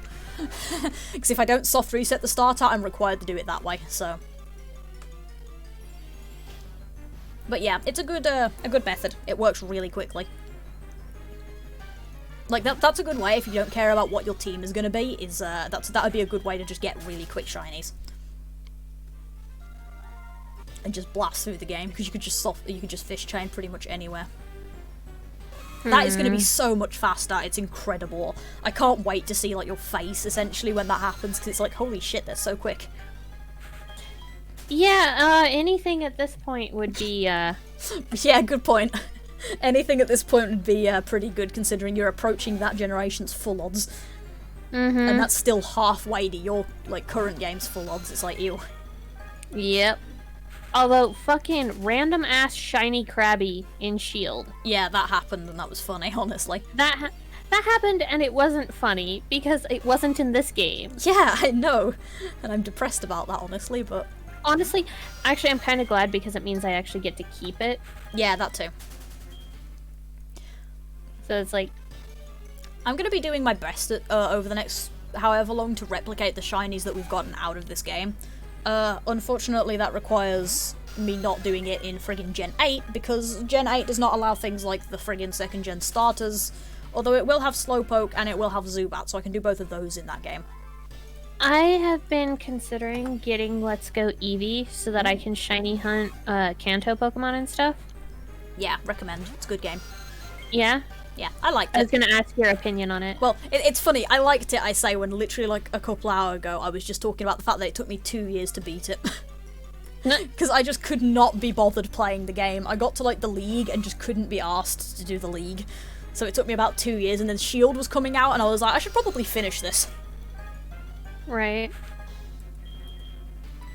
I'll get to like level 800 or whatever the fuck and still not have beaten the gym because I'm just out there shiny hunting.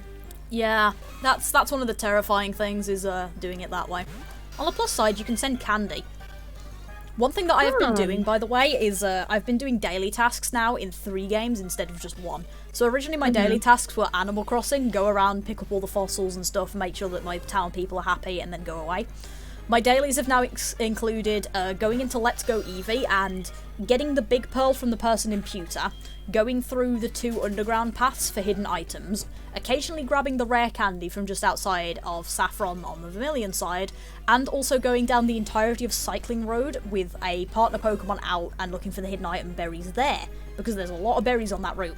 And I've been doing all of this for money, because obviously you have to, in order to chain in that game, you have to catch the Pokemon.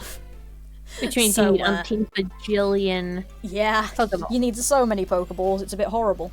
So I've been going through and like selling every Sunday. I go through and sell down to 1 of each of those items and clear out any candy that I had remaining from my last shiny hunts, things like that. And I sell down the berries of the normal and silver kind to the next set of 10. You know, just kind of purging out stuff for money and just collecting money, and then before I get to my next time I play the game, which won't be this Tuesday, it'll be next Tuesday, I'll go through and like max out on Ultra Balls and Great Balls.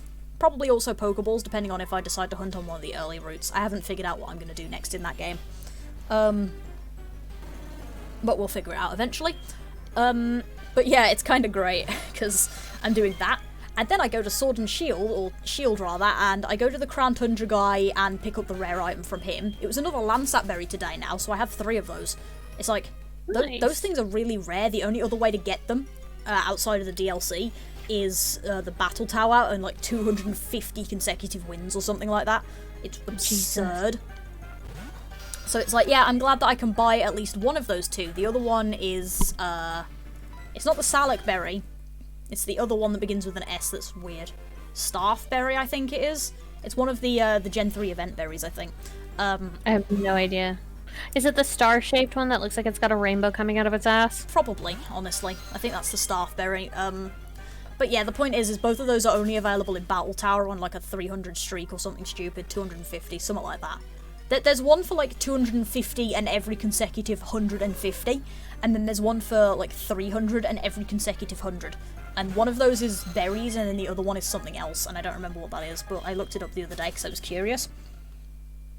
And it pissed me off so much that I just got more hatred of the Battle Tower, to the point where I think I just de-incremented. Yes, I did. Let's put that number back.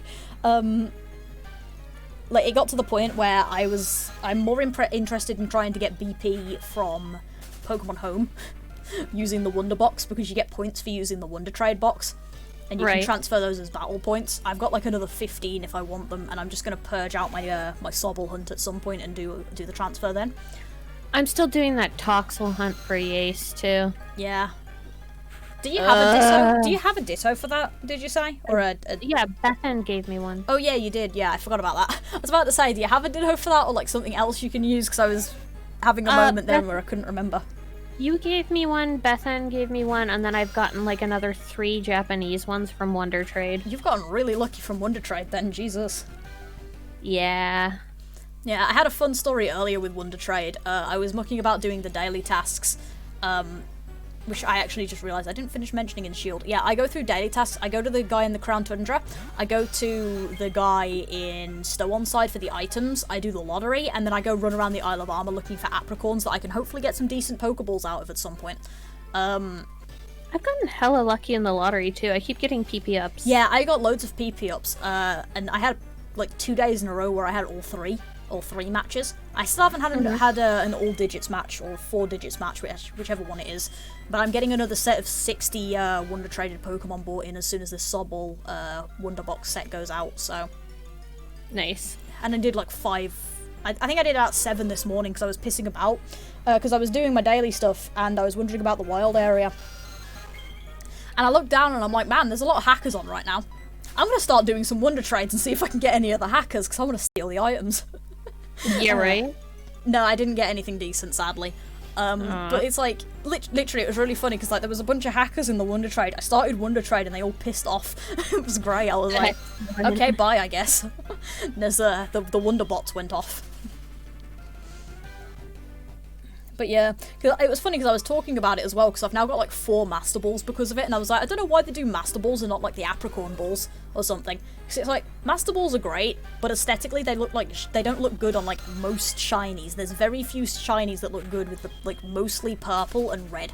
Like very few shinies look good with that. But like the Apricorn Balls, so many shinies go really well with the different styles on the Apricorn Balls, and it's like, do you know how rare they are in that fucking game? They are 1%. Ugh, hate that. Yeah, it's 4 Apricorns, and they are a 1%. With Safari and Sport both being a 0.1% chance as well. Jesus. Yeah, it's like, hey, we heard you hate yourself. One thing that's even more funny, though, is there's a mention of something you can do where you can mix 4 Apricorns together. And you can, like, merge the chances. So I can do, like, 4 white Apricorns for a fastball chance, or I can do, like, 2 white and 2 black for fastball and heavy. But I've never figured out if it actually halves the chance or not. So I don't know if it's 2 chances at a 1%, or 2 chances at a 0.5%. Oh no. Also, we gotta hydrate from Dow. Yep. Also, hi Dow. Yeah, hi Dow. So yeah, I'm doing some stuff at the minute where I'm just gathering apricorns, and at some point, eventually, I'm gonna hook up my Pro Controller. I'm gonna sit my butt down in front of the Chronomatic, and I'm gonna put 4 apricorns in. Because if you put 4 of the same thing in, it'll let you keep repeating the same input thing for the result. So I'm gonna turn the turbo button on, and I'm gonna tell it to input all of the apricorns until it runs out. And I'm just going to do that for every single one and see if I get any of the goddamn fancy balls out of it. I doubt I will, because again, 1% for some god-awful reason. But yeah, it's like, it'd be nice if the hackers sent out their nice hacked Pokemon with like some apricorn balls, because those are aesthetically pleasing and I need some more of them. Right. And it pisses me off that I don't have any.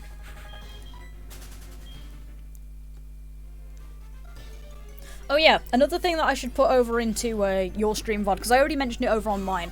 My stream schedule is going to be changing due to your whole D&D thing happening on a Saturday now. So instead of doing SoulSilver on a Saturday, we're going to be doing it Thursdays. Yep, that is accurate and true. Yeah, because that way Callie doesn't have to run out of D&D straight into a stream.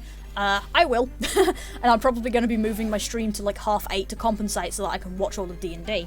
Eventually I'm going to be joining that game, but by then it'll probably also be into my second year of uni, so I'll have had to change my stream schedule anyway, probably. And while I expect Saturday will be staying the same, who knows. On the other hand, going straight from D&D into this stream would be hilarious, because then it would just be like me screaming at you about whatever's happened. Yeah. The stream podcast would then become the D&D podcast with a Pokemon background. I see nothing wrong with this. Yeah, neither do I. I just think, I was just thinking like it'd be better to change it over simply because I know you like to hang about in the voice chat and talk to the others a lot. So it's true. It's better to do it that way, because that way like you end at, plus you never really end at 8 o'clock, let's be honest. When that stream happens, it never ends on time, it ends a few minutes late usually. Well, that's because when it never starts on time either. That's true, yeah. Like, when it isn't ending early, it's ending late, so, there's definitely that. But, yeah, that's fair. Yeah, it's basically just because, like, I know that you like to hang about and talk to your idiot squad. And, like, you realize you're going to be one of the idiot squad, right? Oh, yeah, no, I'm not even arguing with that. I am an idiot. So, join the idiot squad. But, like, currently I'm not a part of it, so therefore, Fair. But yeah, like, you like to hang about and talk to your idiot squad and make sure that they're not getting their asses killed, so, something Macchia, something selling the children. God help us all. I have no idea how that's gonna get handled. Yeah, neither do I. I'm looking forward to it, though, because it's gonna be fucking amazing. I swear to God, if Hawk ends up killing her for this, we're gonna have issues. The worst part is it's believable. But you're out of time. The thing is he absolutely would kill her. Mm-hmm. But that leaves, like, the entire last 2 months of waiting for that player to be available again to play absolutely worthless, because she's there for half an episode and then she's dead.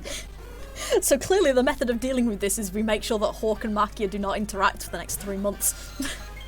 Of in-game time, or of real-life time, not in-game time. No, in-game time. Yeah, in-game time. Something is happening within the next 3 months in game time. Oh, excellent. Probably shouldn't talk about on stream, because sometimes those guys show up. And they are all well aware that we... All I said is enough to make them scared.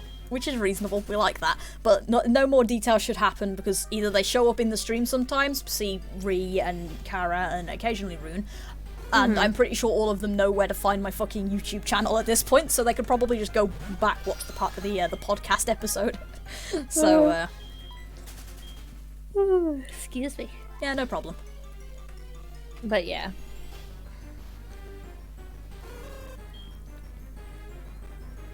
Oh, these motherfuckers. I know, I love them so much. Yeah, I'm so sorry, it's great. I can't wait for the next campaign, because I'm going to be recording that shit from the very beginning. It's going to be fantastic. There will be no context missing. It's going to be incredible. Mm-hmm. The only missing context is the shit that goes on in the PMs. Yep. God, the RP is ridiculous. I love her so much, by the way. She's fantastic. I love her too. Yeah, it's great, because I had no fucking clue how exactly I was going to play it until I started typing, and then it came to a point where I had to put some dialogue in, and I was like, shit, I know exactly how you speak. Because I sat there for a few seconds when we had to do dialogue in like the first couple seconds, and I was like, fuck, how do you talk? And then I stared at it for a little longer, and I went, I know how you talk. And then it was like, great, you fit perfectly. We love you. Yes, we do. I think that was a good result of bringing a small child in straight off the bat for you. Yeah, small child joined, immediate guilt. It's like, shit. I didn't even mean for you to feel guilty over him. I know, that's the best part. It's just, there was a small child here. What the hell did you think the expected result was going to be? I thought it was going to be something along the lines of, "Aw, cute, now go home, small child." Yeah, it was, but with an overlay of, oh fuck, guilt for the real human being that is playing this character. I'm sorry. No, it's fine. I totally love it. It's great. Okay. It's the best fucking thing. It was just sort of like, I sort of sat down and was like, oh no. Oh, I'm gonna have to work really hard to not traumatize you, aren't I? Yeah, probably. I get very easily traumatized, apparently. It's gonna be great. Fuck. I can't wait. How am I gonna balance this with traumatizing all the other fucks? Traumatize them and not me and let me laugh at their pain. How? You're in the party. You are part of this now. Make sure my character is backed away from all of these situations as much as we can manage so I get the background effects of the trauma instead. That's not gonna happen. That I means know. you would stay completely uninvolved in everything. I know. I'm like, I don't know how to do this either. You know what? Fuck it. Full trauma train ahead. Let's go. Woo! I'm gonna walk out of this campaign with PTSD. Oh god, I hope not. As long as it's not like shit. Tony Stark levels of PTSD, it's fine. So, Oh, so we're fine with sticking with Oriana levels of PTSD. Okay. yeah, it works. Oriana levels is just immediate panic when there is a small child. Yep, that's decent. I'll take that. Okay. Although I'm trying to avert that PTSD by having small children in this one. That don't get, like, ruined. Neither of them have been ruined. At all. Yeah, that's fair. It was only that other campaign that got things fucked up with small kids, wasn't it? Yes. that led to the original debut of, oh god, the small child trauma. Yes. Which, can I just say, is still one of the greatest things fucking ever. It's amazing. Look, you I'm so killed proud of you. 2 small children one time. And none of your D&D party will ever let you live it down. Ever. Yeah.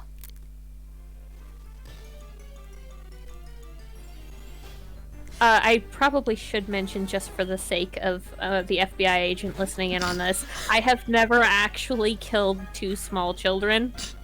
This was in a D&D campaign.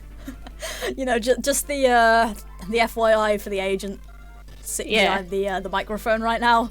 We're not talking about actual murder. We promise. Yes. And this is why writers are on watch lists.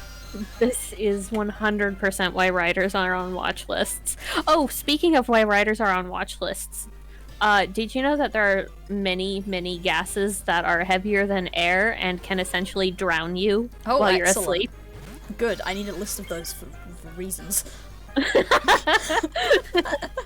This is reminding me of the time I did the calculations for number of apple seeds you'd need to murder a person with the cyanide, because I was thinking about this was back. You remember my EPQ vaguely, probably. Yeah. This was right back at the beginning of that when I wasn't sure if I was going to do a fantasy. I was toying with a mystery novel in which the main character, somebody gets killed, they're investigating, and the reason they catch the guy is because they were doing a load of apple-based foods, and they realized, hey, shit, there's cyanide in here, and this person died to cyanide. They interrogate him and find out that they were making a bunch of apple things, saving the fucking apple seeds, and use that as the cyanide to kill the person. Excellent. So I had to do the calculation for how much cyanide is in an apple seed, approximately how much cyanide is lethal, and then how much cyanide to kill a person. I don't think my increments are working. Hang on. Okay, no, they are. This reminds me of so I like to do NaNoWriMo, right? You know what that is? Yeah. I haven't ever done it because I could never actually keep to a fucking schedule, but I know a lot about it.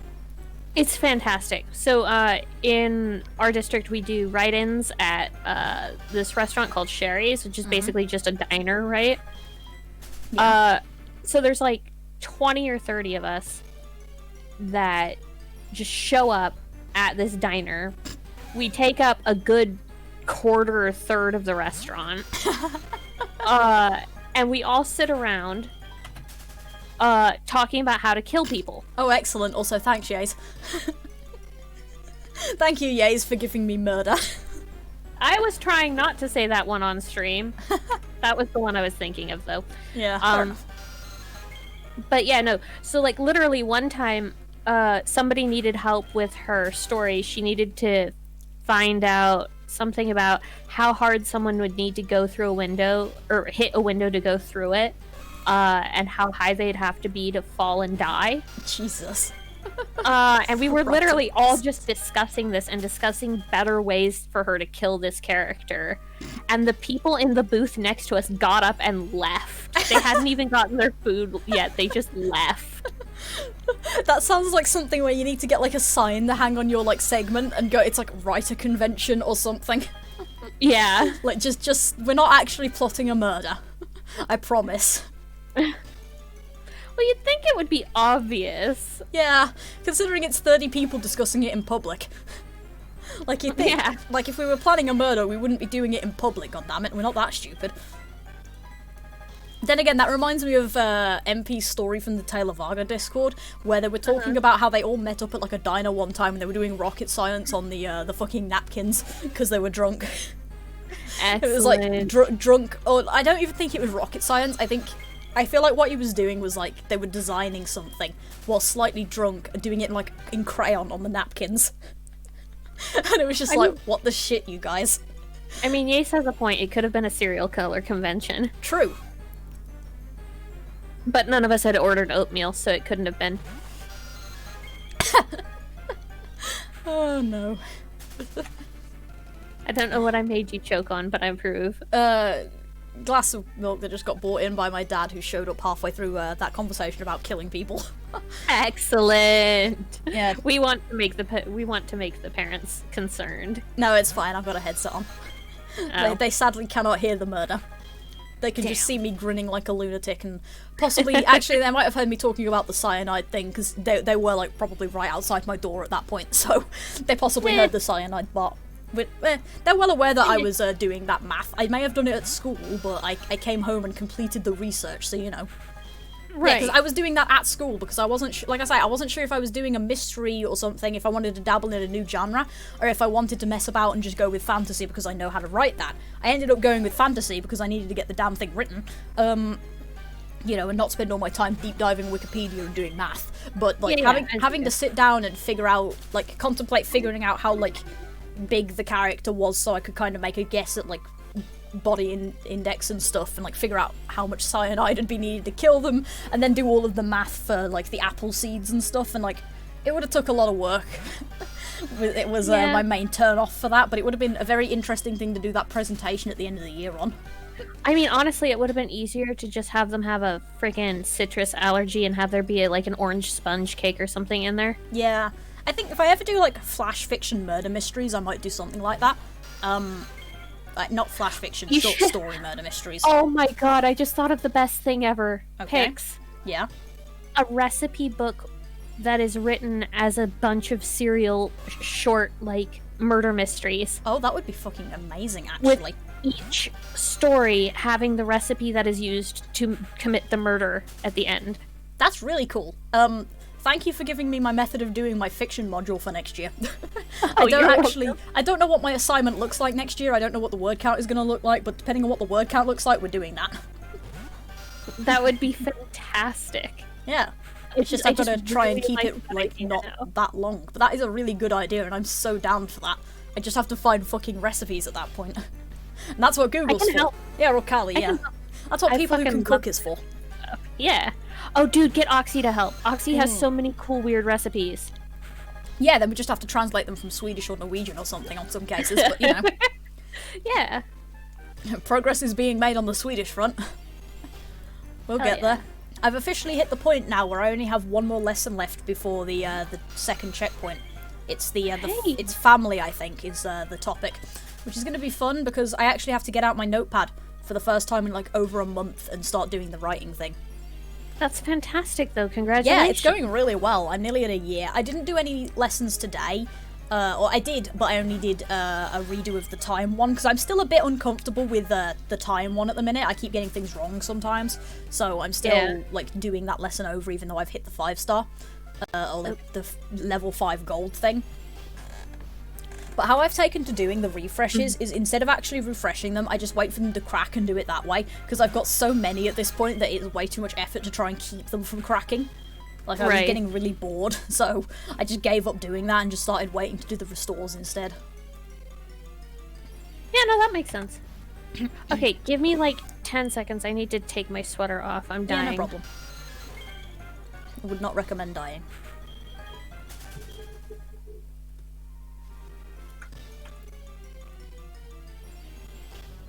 Stay.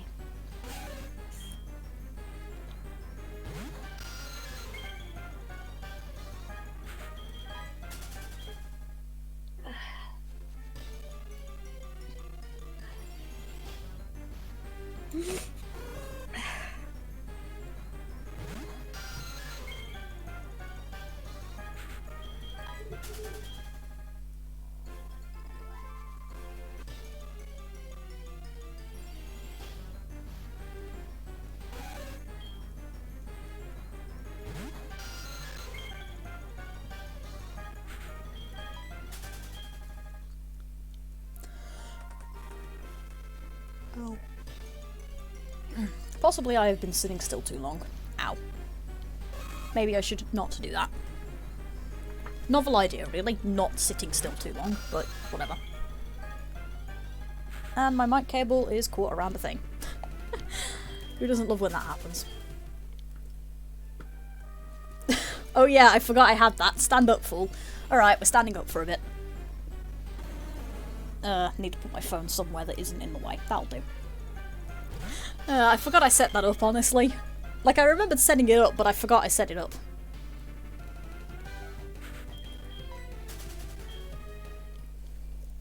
Yeah, this is a part where I really need my standing desk for that, because I'm just tall enough that it's a bit awkward. Ah well. Desk is on the other side of the room.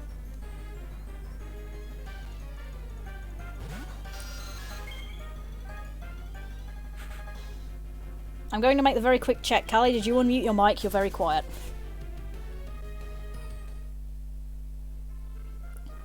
Or are you just not speaking? That's the other option.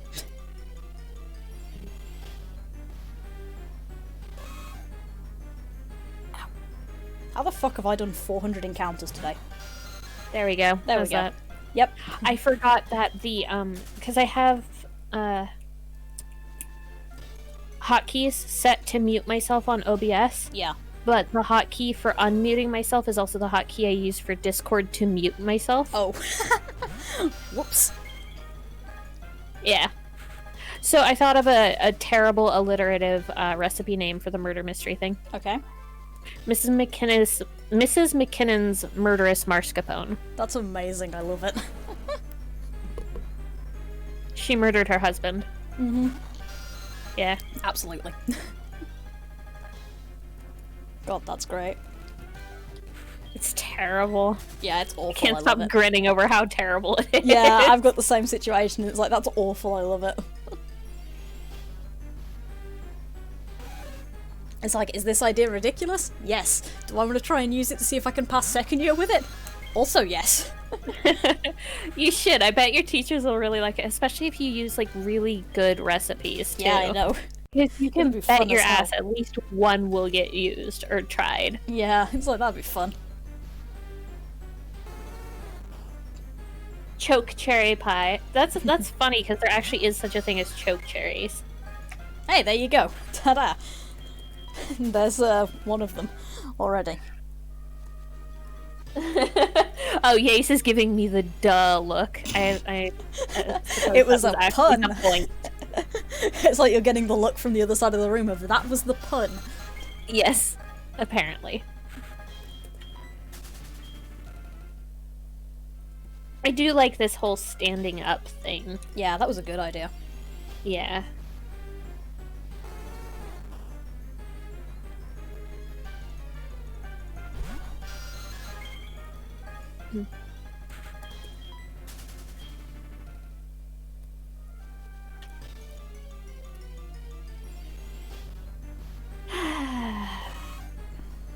I'm really looking forward to Tuesday now, because I'm going to be streaming Shield. I'm going to do Spiritomb. Hey, that's gonna be fun. Mm-hmm. I will watch while I hatch another 100 fucking Toxel. Good plan. What are you at now on that? Not many actually. Only, let's see, a box and a half, 45-ish. I've been mostly collecting eggs recently. Ah, I see, yeah. So I have, like, several boxes of eggs. Yeah, because the way that I do it is I've got 3 boxes.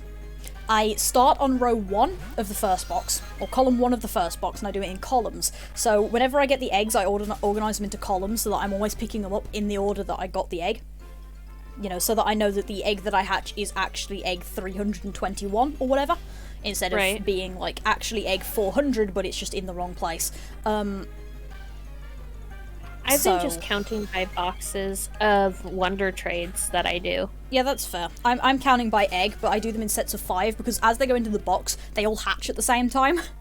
Yeah, so, that's useful. Yeah, so I just hit enter 5 times and then go back to whatever I was doing without the tally. I'm gonna sit back down now, because otherwise I'm going to start gesturing like an idiot. And that's a bit difficult to do when I'm trying to actually play a game. Nah. But yeah, so what I'm doing with that is that. So, because I have them in columns, I need to keep going into my PC box and ordering them so that they actually go in the right way, because they go into the box in rows, so I have to order them back into the column. But yeah, so I have, like, box 1, box 2, box 3, and as I go through box 1, I pick up more eggs from the daycare lady, which go into the box 1 slots, and then I pick up the next row, and the next row, and the next row, and do it that way. And all of the sob will go into a different box in sets of normal or hidden ability. So one box is all hidden ability, one box is all normal ability, and we do it that way. Wow, you're so organized. I know, I'll show it off on Tuesday before we start the stream. When I start the stream, I'll show it off. But so I do it all through that, and obviously as they go, they fill up. So now, like, I'm working my way through the next set of box 1, or the next set of box 1, but I'm filling up box 3. And then when I finish filling up box 3, I go back to box 1 to fill box 1 up. And by that point, I'll probably have moved on to box 2. And I just do it through that over and over again. And when I, normally when I end a hunt, or when I end a hunt for the day, I'm close enough to filling up the next box that I'll just fill up the next box without taking any more eggs, so that I always have enough eggs for the, to continue on. Wait, addicts what? I don't know, I've stopped questioning it at this point, but E. Fair. E. Okay. E. E on this means super speed mode, which we don't use. E is indeed the super speed hotkey. I figured that one out completely by accident earlier, because I accidentally tapped the E button for no reason, and it hit super speed for a moment. And I was like, But yeah, so it's all nice and organised. Hey, Hexa! But the main problem with that organisation is the fact that if I get a Sobble in the shiny eggs of box 1, I have to empty out all of box 2 and 3 and the remaining filling of box 1. So I'm going to have a lot more extra Sobble to hatch, depending on when I get that shiny, so it's going to be hilarious. If you get 2 shinies out of those boxes, I'm going to cry at you. Well, the thing that's good, though, is if that first shiny isn't hidden ability, I need to keep going for another shiny anyway. Because it needs to be hidden ability, because I don't want to spend 200 on the goddamn ability patch. I literally have an ability patch I can give you. Well, yeah, but I could also just buy one myself, or breed more shinies. Like, I have other options. Well, fine. Yeah. I'm just saying. Yeah, no, don't worry about it. To be fair, the Dynamax raids events that I've been doing are great for that, and also being in Pokemon Society, because we routinely get, like, a bunch of friggin' ore from it. That's fair. Oh, speaking of raids and shit, how goes the Lilligant? The shiny Lilligant? Fuck me, I'm not getting one this event. Are you... Yeah, I gotta go. Today I went through the entirety of the normal wild area once, and then all of Isle of Armor. I got, I think, 2 Lilligant, one of which was a 5-star, one of which was a 4-star. And I managed to get into 1 Lilligant raid on the public thing, which was a 5-star and also not shiny. Rude. And this was in the entire time of me doing the hunt, which took about Well, my daily tasks take, like, about half an hour. So, you know, that was great. It was good fun. Not good fun. I'm gonna go through and look today, and if I find one, I'll let you know. If you find a shiny, go ahead and take it. I'll probably be asleep by that point. Oh yeah, that's a good point. I keep forgetting you live, you know... miles away. Oh, speaking of, I have a very interesting proposal about the fucking Hollow Knight race, but the only problem is the fucking computers are not going to be happy with them. Oh? Yeah, so there's a multiplayer mod for Hollow Knight. Which would be excellent, assuming that, you know, gestures at laptop, which barely runs Hollow Knight normally when streaming. But yeah, there's a multiplayer mod, so if I ever get a better computer, we could probably do it that way, because it means that we'd all end up in the same game, and the thing that's really interesting about that is you can actually damage each other and stuff in it, so we can sabotage each other's attempts at beating bosses. Well, the problem is, I think Kara wanted to try playing it too, but Kara's only got it on Switch. He's only on Switch. Yeah. To be fair, if we do it on Switch, that's probably a better thing, because I can stream through the Switch now. So we could do it like you two on computer who can actually play it on computer, and then me and Kara who can actually play it on Switch doing it on the Switch. So I was thinking I might call it quits at 4,000. Yeah, that works. Okay. It is nice to be doing this again, actually. It is. I didn't realize how much I'd missed it until I started doing it again. Yeah, I mean, like, it's stupid and repetitive and there's nothing to do, but just the chatting is nice, too. Yeah. I'd put it in just chatting if it wasn't for the fact that there is actually a game on here. So I should probably be at least reasonable and put the fact that there is a game on the menu on the menu.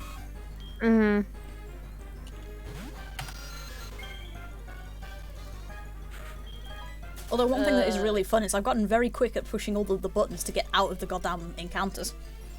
Yeah, right? Come on. Give me a shiny Slowpoke, please. That'd be good. That's the thing that I want to do at some point, is I'm going to do Slowpoke. And I'm going to do it via encounters instead of via breeding, which will be nice. Oh, yeah? Yeah. Okay, so, what does that flower wreath thing do to Slowpoke in Sword? Oh, the Galarith? Yeah. It's the method of evolving. There's one for Slowbro and one for Slowking.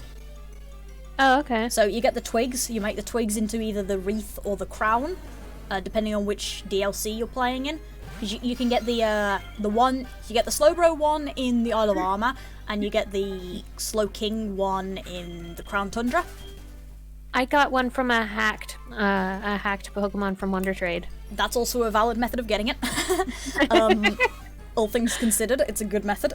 So yeah, it lets you pick your evolution. Oh, cool. If you want the Slowking one, I can get you that as well, because, to be fair, I actually found that area completely by accident and have no idea if I can get back to it, because it was during the part where I was pissing about trying to figure out how to get to Reggie Ice's area, and then realising that I was just a fucking idiot. It was during that segment of my my afternoon. Oh, I remember that segment of your afternoon. That was fun. Yeah, it was fun for everybody who wasn't me, probably. It was being really dumb in a cave system. But the sheer amount of Pix swearing was just fantastic. Yeah, it's like, it was Pix being stupid in a cave system for about an hour before she realised she didn't even need to be in the cave to get where she needed to go. Yes. I've also realised... I have the wreath, actually. Oh, excellent. But yeah, because you pick up twigs in the actual DLC, and then you have to find the person who makes either the wreath. I know where the person who does the Slowbro wreath is, but not the crown. Because like I say, I found that by accident, so if I need to get another one of those, I'm gonna have to Google how the fuck to get back there, because I don't know where it is. But yeah.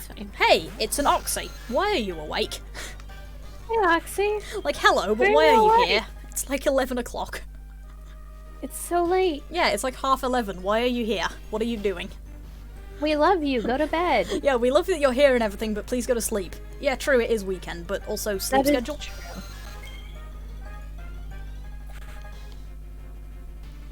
But also sleep schedule, she says, blatantly disregarding her own.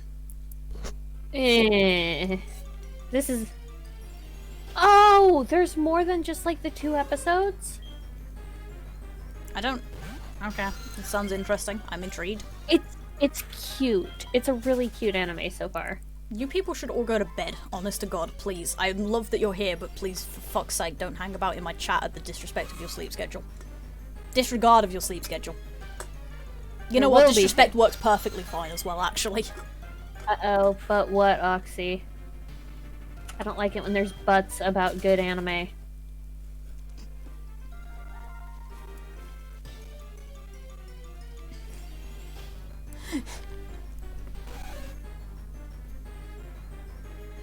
It was about the only thing that had going for oh rip.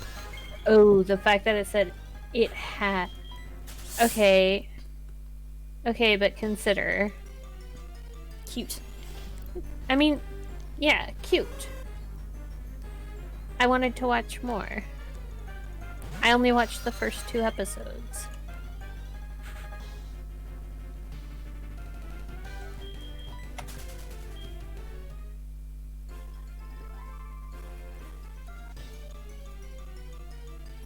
Hi again, Cab.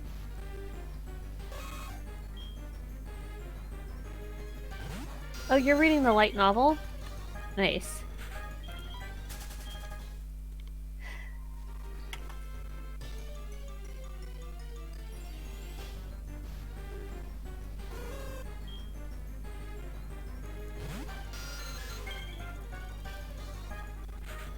Yeah, that's fair, I guess. If you're not quite enjoying it, then there's no reason to make yourself watch the next one. Yeah, no, that's completely fair. What do you guys feel about Log Horizon? I haven't seen that either. I have... You need to watch I have such a long list of things I need to watch, but currently I'm being threatened with a good time to do with the Marvel Universe, so you know. Oh, yeah, no, that's fair. Yeah, I'm currently being threatened into watching all of the Marvel Universe before I get to my new flat in September, because if I haven't, I'm going to be forced to watch them, so... you know. Well, I guess we're gonna have to put those into the rotation on movie night then. I mean, at if you least some want, of them. sure. I'm planning on watching them in order at some point, because the thing is I got to Ragnarok and didn't watch past Ragnarok because I died of secondhand embarrassment in the first part of the movie. Like, it genuinely, like...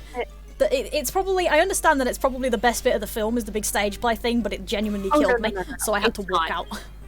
It's literally, it's not the best part of the film. The best part of the film is way later. Excellent. I've seen literally, memes, so I've got some of context for it, but... Yeah, no, that movie is one giant meme, and I love Taika Waititi so much. Yeah. I would marry that man, I swear. Excellent. But yeah, it's like... Sorry. Your wife is like silently giving you a look in the background. He's gonna marry you. Well, I know. Without marrying me too. Oh, okay. I was about to be all Did offended. I increment then? I don't think I did. I'm gonna hit the next number up. I just had a moment there where I was like, I don't think I incremented there. That's fair, Oxy. Yeah, I don't love know. Log Horizon. It's something that maybe I should get around to, but it's gonna be one of those things that's on the list. Yeah, no, that's fair. It's just that my list is a nightmare at this point. Like, honest to God, my list is just... What the fuck is this? It's half of the goddamn genre of everything. Yeah, that's fair. Like, at this point, my come list is half on. of the anime genre. You're not wrong. Oops, I just accidentally fought the fucking Hoothoot. Oops. I don't want to fight the Hoothoot. I am already scarily over-leveled compared to these Pokemon. I don't want to accidentally kill my shiny. Yeah. Which is the one thing that I'm really nervous about. And I've already out-leveled you. Yeah. Damn. Yeah, you're in a really risky position, I will admit that. Like, yeah. it's gonna be great. I'm half tempted to say, like, do you want to just hack yourself Master Balls or something just in case of emergencies? No, I'd rather hack myself Quick Balls. That would also Those work yeah. really well on Quick low-level Balls are really shit. good. Yeah. Mm-hmm. But also no hacking. Yeah, that also is true. I say, looking at my my good old copy over there of the entirety of 6th and 7th gen, which have maxed out Pokeballs, because I cheated. Nice. Hey, they look pretty, and you can only get like one of each of the Apricorn balls in Gen 7. It's like, hello, do you know what nice things I can use with like these balls on? I'm gonna be putting Cresselia in a Moon Ball because it looks aesthetically pleasing. Well, yeah, because Cresselia and a Moonball is not only aesthetically pleasing, but on the nose. Yeah, it's thematically appropriate as well. It's great. Yes. It's just the perfect combo, really. It really is. Moon balls are only for Pokemon that evolve with the Moonstone. Bullshit! Moon balls are for any Pokemon heavily associated with the moon, and I will fight you over it. Yeah, that's also fair. It's just that you only get a bonus if you try and catch it with the Moonstone Evo, which is awful in my opinion, but whatever. Well, hardly anything evolves with the Moonstone anyway. Actually, thinking about it, I could have had a Moonstone evolution for my Nidoran. Because it's a Moonstone Evo, so I could have gotten a Moon Ball for it. But I'm instead going to be using Love Balls, assuming I get the male one. Because I like the colour contrast of the pink and the blue Pokemon. Yep, nope, that's fair. I like how sometimes I choose them based on aesthetics and sometimes I choose them based on panic. Like my Entei, we were doing Entei in Pokemon Society last week. And also some of this week, until we changed over to murderizing Katana. So we were hunting for it, and specifically only going for that. And I was like, what the hell ball looks good with shiny Entei? I mean, Luxury Ball looks okay, I guess, so I used the Luxury Ball. Nice. I also got a shiny Entei out of it, so, you know. I ain't complaining. Hooray! Yeah, which means it's one more that I don't have to do in Gen 7 if I don't want to. Or alternatively, I can get 2 shiny Entei. Alternatively. Yeah, also Mesprit will be one that I have to do.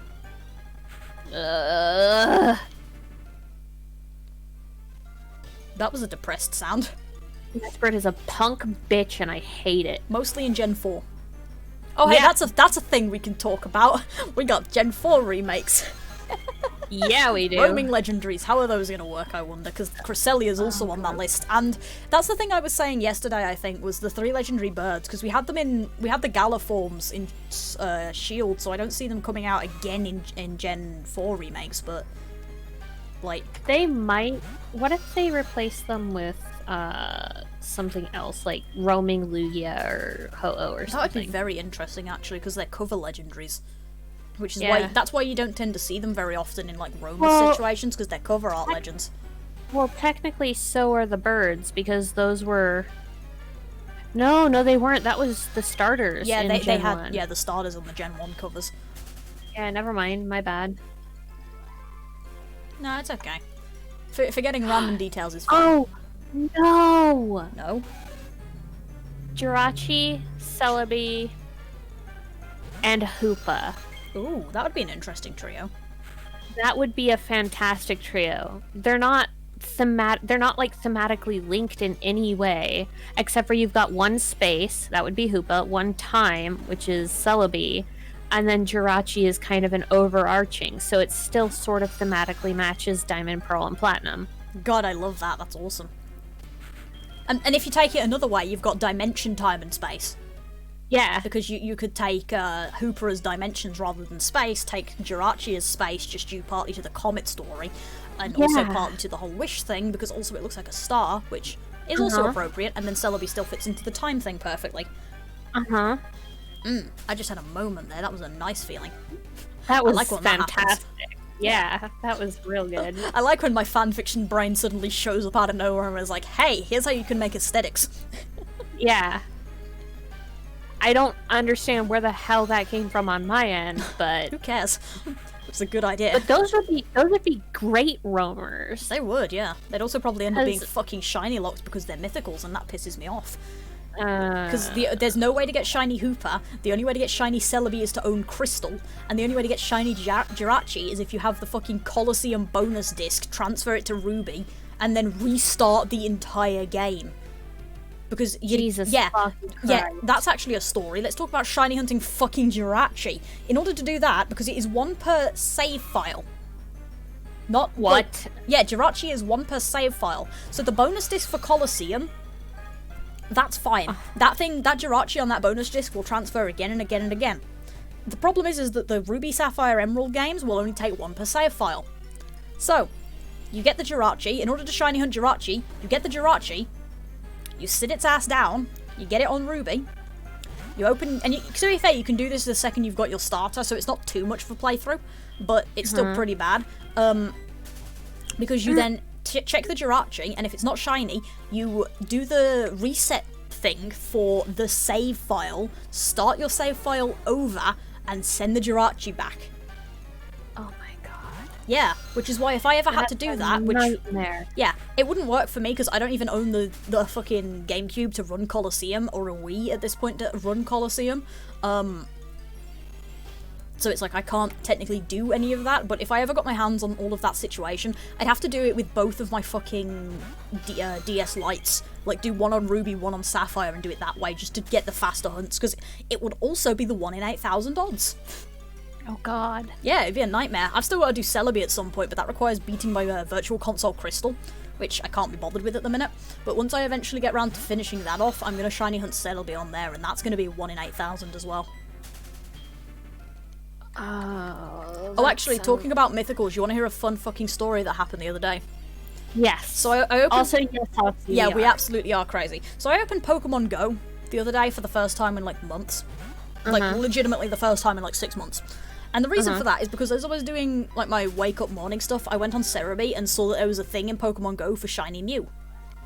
Oh, really? Yeah, and I got really hyped, so I was like, shit, yeah, it was a field research thing, so I opened it up and everything. I opened Go, and made sure Go was updated, checked, and I couldn't find it in the field research. And I'm like, okay, maybe I had to have completed the original Mew research before it shows up, because I still haven't done that, because I couldn't evolve Grimer, I think was my current problem. So I was like, okay. And then a little while later, I'm pissing about on Cerebi, and I noticed the thing again, and I open it up to take a look. And the Shiny Mew thing, the field research for that, it is only for those players that were in the 2021 Pokemon Safari for Pokemon Go. So if you paid for the Safari Zone event that they did, you could get a special research task which would take you over a month to complete because of certain timed events in that. And yeah, then you could maybe get a Shiny Mew.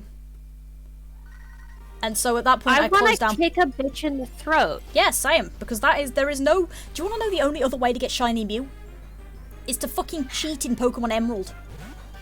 Because Pokemon Emerald is the only way you can legitimately get a Mew to soft reset hunting.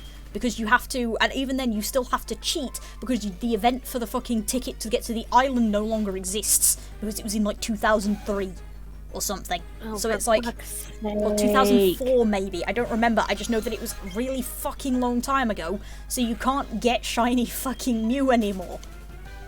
Yeah. You know, I'm almost at half odds here. Yeah, I know. I'm going over odds. This is just. You might not. This to be is fair. fate. I've had some bad ones with this, but yeah. Then again, like I say, I was looking over my recent hunts. The only hunt that I have gone over odds with recently was that fucking Honedge Phase 1 hunt where I was like I was about 1,000 over odds and I got the fucking rare Pokemon on the route because I got Kecleon, which is a 5%, and I was also using Magnet Ball, so technically it was a lower encounter rate than that. But it's like, that is the only time I have been over odds in like forever at this point. It's absurd. That's rough. Yeah, but that was not a fun hunt. Because like I say, it was 5,000 and something encounters, and I got the rarest thing on the route. I'm like, okay. Technically, I could just move on with my badge quest, but I want that Honedge more than I want to move on at this point, so... That's because Honedge is amazing? Oh, it's so good. I'm gonna have to hunt it in Shield at some point as well, but I think I have to hunt Doublade and not Honedge, because I don't think Honedge actually spawns, unless I do it with breeding. Yeah, I've got so many Honedges through Wonder Trade, though. Yeah, so have I, but, like...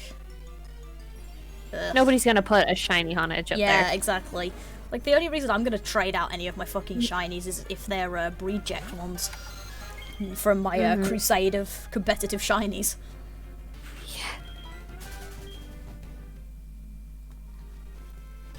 I just keep looking up and all I can see is Oxy going, you two are crazy, and I'm just like, as I say this more and more, like, yeah, absolutely. Yeah, I'm looking at it and it's just like, all I can do is just keep nodding over here. It's like, our mental state is not good at this point. It was really funny though, because like I say, I hadn't shiny hunted, like, actively, I don't even know how long before I got that Wulu, but I got a random encounter shiny Wulu in Shield. And it was like, I was kind of casually doing it before, like I did Pokemon Go events and I did a bit of, you know, random silly stuff sometimes in Let's Go, but I wasn't really playing Let's Go at the time.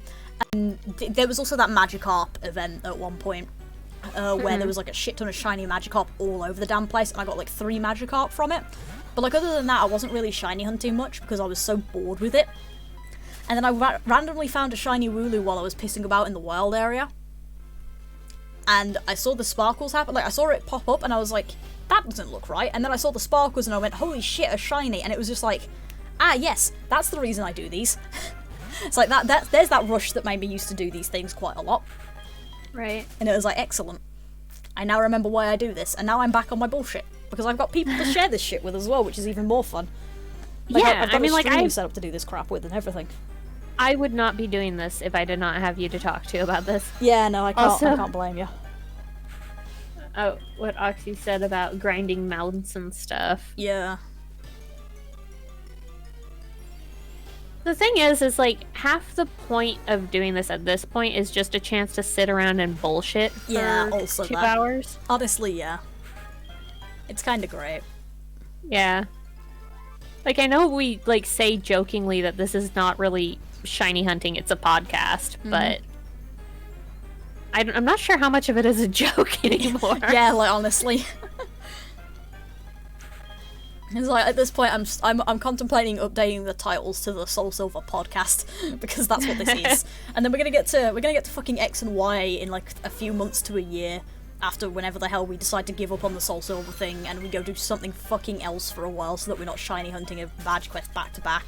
And it's like, we're gonna sit down and do X and Y together, and it's just gonna be like, ha ha ha, ha ha, we need some more fucking topics, apparently. We could race white together. We could do like, that. not shiny or anything, but Yeah, just just regular race race. white on a hard mode. Yeah, I still Or have Negan to, Plus or whatever.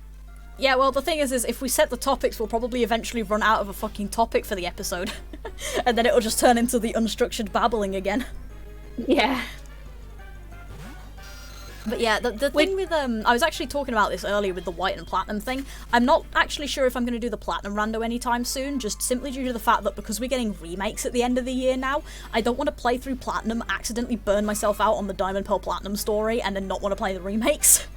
That is 100% fair and completely understandable, and Yeah. also a terrifying concept. Yeah, but especially considering that is my favourite gen, and again, I haven't played that since basically my first time playing the games.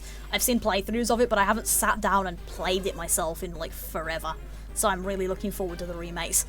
Like I say, I'm hopefully getting both copies so that I can play, like, Diamond in my own time, and I'll stream Pearl, and it'll be amazing like that. But yeah, like, that's gonna be great. And then the thing that's gonna be fun with White 2 is I'm gonna have to play through White 2 to get the hard mode anyway. So I'm gonna have to sit down, play through White 2 at some point, and then I've gotta hope that enough time passes between playing through White 2 and streaming White 2 hard mode to not be pissed off at the story. Alternately, we could race white, Hey, Posse. and then... Hey, Posse! We could race white, and then do the shiny badge hunt whatever in X, and then you could go through white, White the 2 hard mode for white. Yeah, that could be fun. We could do that. I'm down for that. Or rather, race white too, then. I mean... Yeah. That'll That way be you... fucking amazing. Racing that is gonna Because- be a nightmare. Well, yeah, because if we're racing it, then you have to kind of ignore most of the story anyway, Yeah. so it won't piss you off too badly. You know what's hopefully. really horrifying about that, though, is that I actually do know the speedrun route for White 2. Oh, wait, no! Well, no, because here's the thing. It's impossible. I can't do the speedrun route for White 2. Why? Because it requires an RNG manipulation at the start that requires you to change your DS's time-date systems. And then start the game in a really specific way and stuff. So it is impossible to do it because I can't do the RNG manipulation, but I do know the speedrun route. So if I was playing it on a proper DS, I could actually do the speedrun tactics for it because I do know them. I've never practiced them before, so I probably fuck it up really bad because it requires... The thing with the speedruns is because of the resets and stuff, it requires a metronome to get the timing right on things, but it's an RNG manipulation that gives you a perfect starter and then takes out your encounters for like the first half of the game so that you don't have to deal with them or something stupid. It's ridiculous. Wow. Because you have to... The thing is you have to move and smash the text and everything in perfect timing, because one fucked up frame means that you lose the entire thing.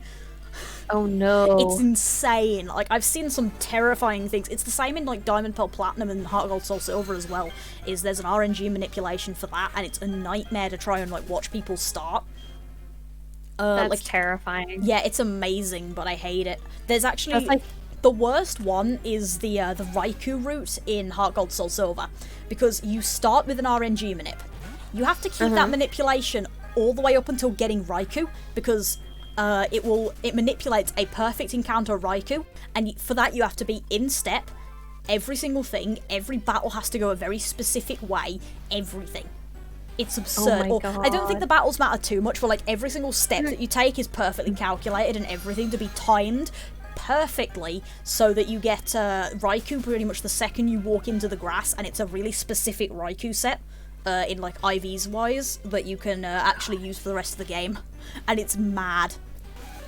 That's insane. That's the worst rhythm game I've ever heard of in my entire life. Yeah, there's a very specific thing actually been made for Pokemon speedrunning. It's a special sort of metronome ticker that they use for speedrunning because it's on the computer, and it works like specifically towards things. I can link the I could probably link like a Kizaron, it was a Kizaron Heart Gold run from like 2013 or something stupid like ages and ages ago that explains a lot of this shit, and there's a White 2 run from GDQX a couple of years ago, which is where I know the White 2 route from, actually. Or I think it's actually, that's the hard mode route, which is slightly different to the normal mode route, but either way, I couldn't do it because A, I've never practiced it, and B, it requires the manipulations that I can't do when I'm running it on this thing. But it's like, the fact that I know the route and like I know which starter to pick to do it optimally and stuff is already going to be weird. That's fantastic. But yeah, it's amazing. I'll still fucking race you. Oh yeah, no, please do. Because there's no way that knowing the route isn't going to help, because there's RNG for one, because there's no manipulations done. And it's like, I've never practiced the route in my life, and I'm not going to because I'm a lazy shithead. So. But yeah, it's great, like. And yes, Oxy. Yeah, gamers are crazy. Speedrunners are fucking scary people. Speedrunners are, like, I can just gape. That's it. Yeah, I'm not certain that they're actually human. Yeah. I don't know what they are, but possibly computers at this point. That level of focus, man, is just insanely impressive. And like, it's what actually, the thing that's really nightmarish is that level of focus for like the half-hour runs. And then there's that level of focus for like Final Fantasy VII, which is a 24-hour run and requires 3 people doing it because you can't sit there for that long, so they're in GDQ, so they do it in three people segments, and they rotate out every period. Oh god. Yeah, it was hilarious. I've seen that. Or there's like, I haven't. Specifically, one of the fun ones actually was a Chrono Trigger 100% from, I want to say it was 2019 GDQ, SGDQ. It might have been last year's actually.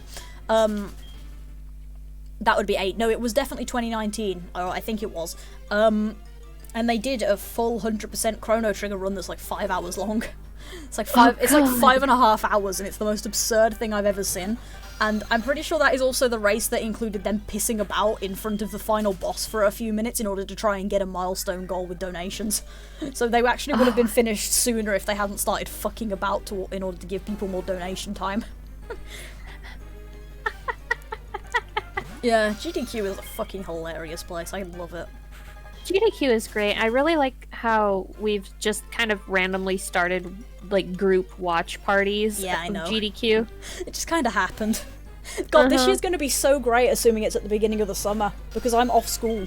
I can actually watch the entire thing with a fucked up sleep schedule this year instead of what I did with AGDQ, where I had to deal with classes around it.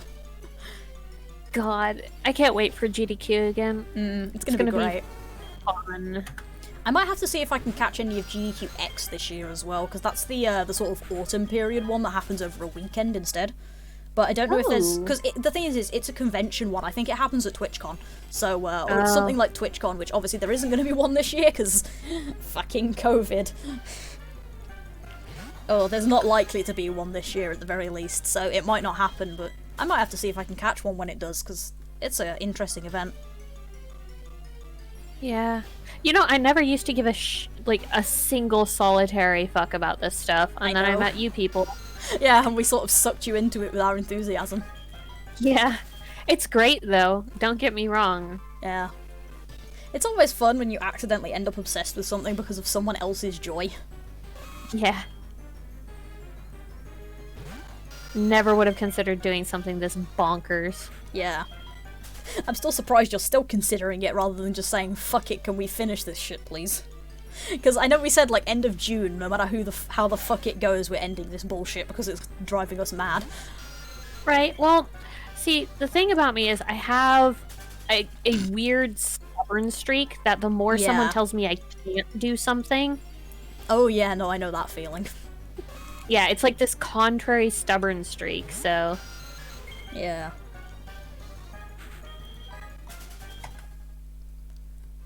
And technically nobody's told me that I can't do this, but also the Plenty people of who people have who've been said like... that we really shouldn't.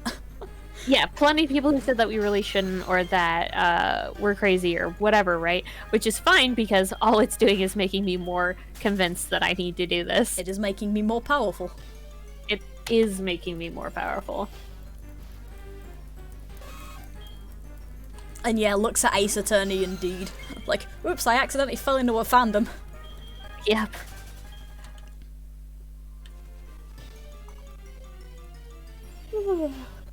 Excuse me again.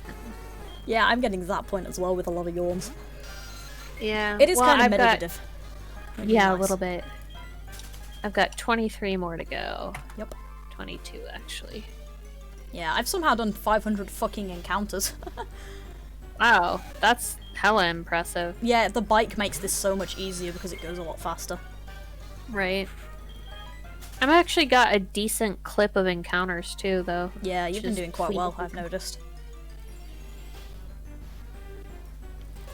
None of those long gap bullshits. Yeah.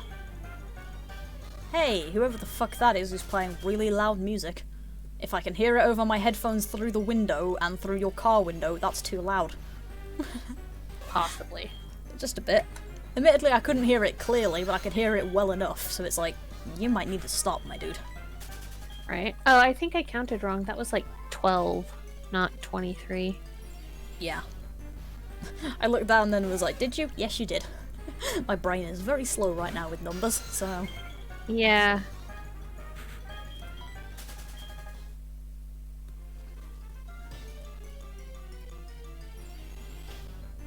Come on. I'm waiting for one of us to get the sparkles because we decided to end it at the stream. It's like we've Yeah, decided to right. end things out, so I'm waiting for the shiny to show up now. Exactly. That was that. I've been seeing a lot of Vulpix today, and quite a lot of Stantler actually. Yeah, I haven't had super much Slowpoke luck today. Kind of I have weird. stolen your rare encounters. That's fine. I mean, at least one of those is a shiny that I'd like. Stantler not so much, but I'd take shiny Vulpix. Hell yeah. You totally need all those Hoot Hoot though too, right? Oh yeah, absolutely. God, Hoot Hoot. Watch you get a shiny Hoot Hoot. I will be depressed. I'll take it, but I'll be depressed about it. It's like, yes, 2 flying types on this team. This Definitely is what I there's wanted. nothing wrong here. Yep, no problems with that. Honestly, if I do get shiny Hoot Hoot, I'll go beat the gym and then come back and do Nidoran, and I'll just do more encounters for Nidoran for the 4th gym as well. Excellent. I'll just skip out on the beasts and do Nidoran again. I'm getting a fucking Nidoran for this team, no matter how long it takes. Gives me Nidoran female, not what I meant. Yeah, I'm sure that's exactly how that'll go. Probably. That is the sort of way my luck tends to work with these things. When I really resolutely want something on my team, I get exactly what it isn't. Hey Knight, welcome to... We're just starting to wrap up the stream as Kali gets to the end of her almost halfway through full odds. Hey Knight. But yeah, hi Knight. How you doing? Welcome.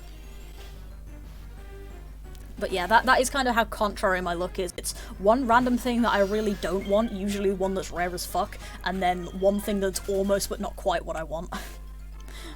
Right.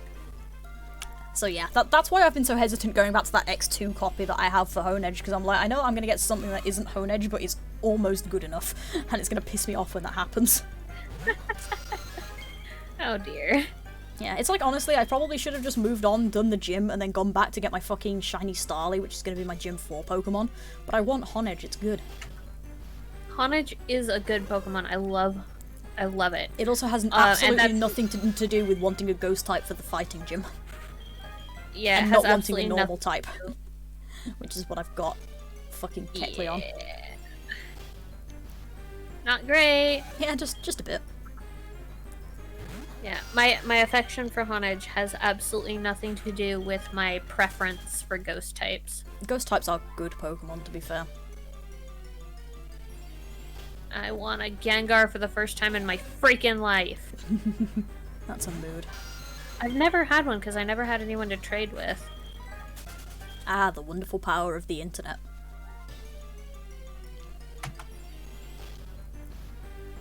Long distance friendships make this a bit easier. Yeah, it does.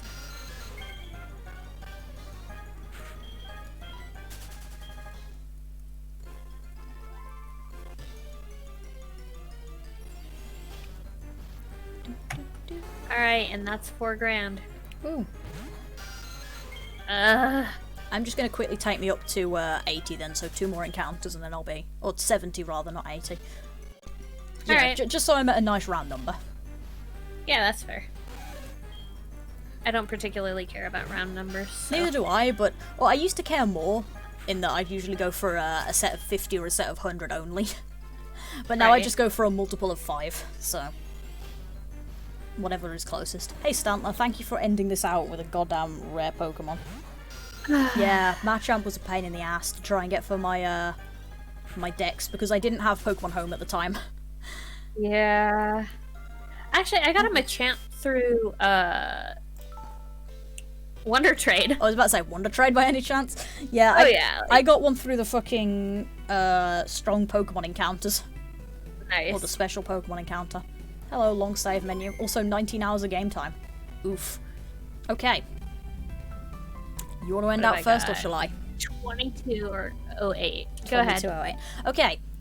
Thanks everybody for being here again. It has been a little bit of a while since I popped into stream. I'm going to be doing my absolute damnedest to keep my streaming schedule now.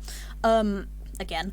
So I'm going to be back on Tuesday, and I'm going to be shiny hunting Spiritomb in soft resets in Pokemon Shield, which is going to be, well, soft resets. It'll be the runaway encounters, which is slightly different technically, but it's the same general method. So yeah, hopefully I see you there, because Spiritomb is a gem of a shiny. I love it, and I really want one, so I'm really, really hopeful that I end up getting one. So I'll see you then. Everyone, thank you very much for joining me. I know I popped in late, and I apologize for that. We are going to be going back to Final Fantasy, 15 on Monday, or Tuesday, not Monday, sorry. So if you want to catch some more of that, and me screaming over what the hell happened to my wonderful boy band road trip, yeah, pop on in and see what's going on. Let's see, did we want to raid anyone picks, do you think? I don't think I have any raids. Yeah, I don't seem to. Plus, I'm going straight to bed anyway at this point because I'm a bit shattered. Yeah, I have 3 possible, but I'm not particularly interested in any of those games. So why don't we just call it here? I'm good with that. So Alright. Yeah, I'll probably be like I say, I'll be a bit late on Tuesday. It should be about 8:30 GMT, which is about 15 minutes or so after I started streaming today. So possibly it'll be somewhere between 8:30 to 8:45. So it'll be a bit later, but. I'll be seeing you then with some Shield. Should be fun. Anyway, have a great rest of your weekend, everyone. Have good nights, sleep well, all that good shit. And I'll see you later. Ta-ta! Bye!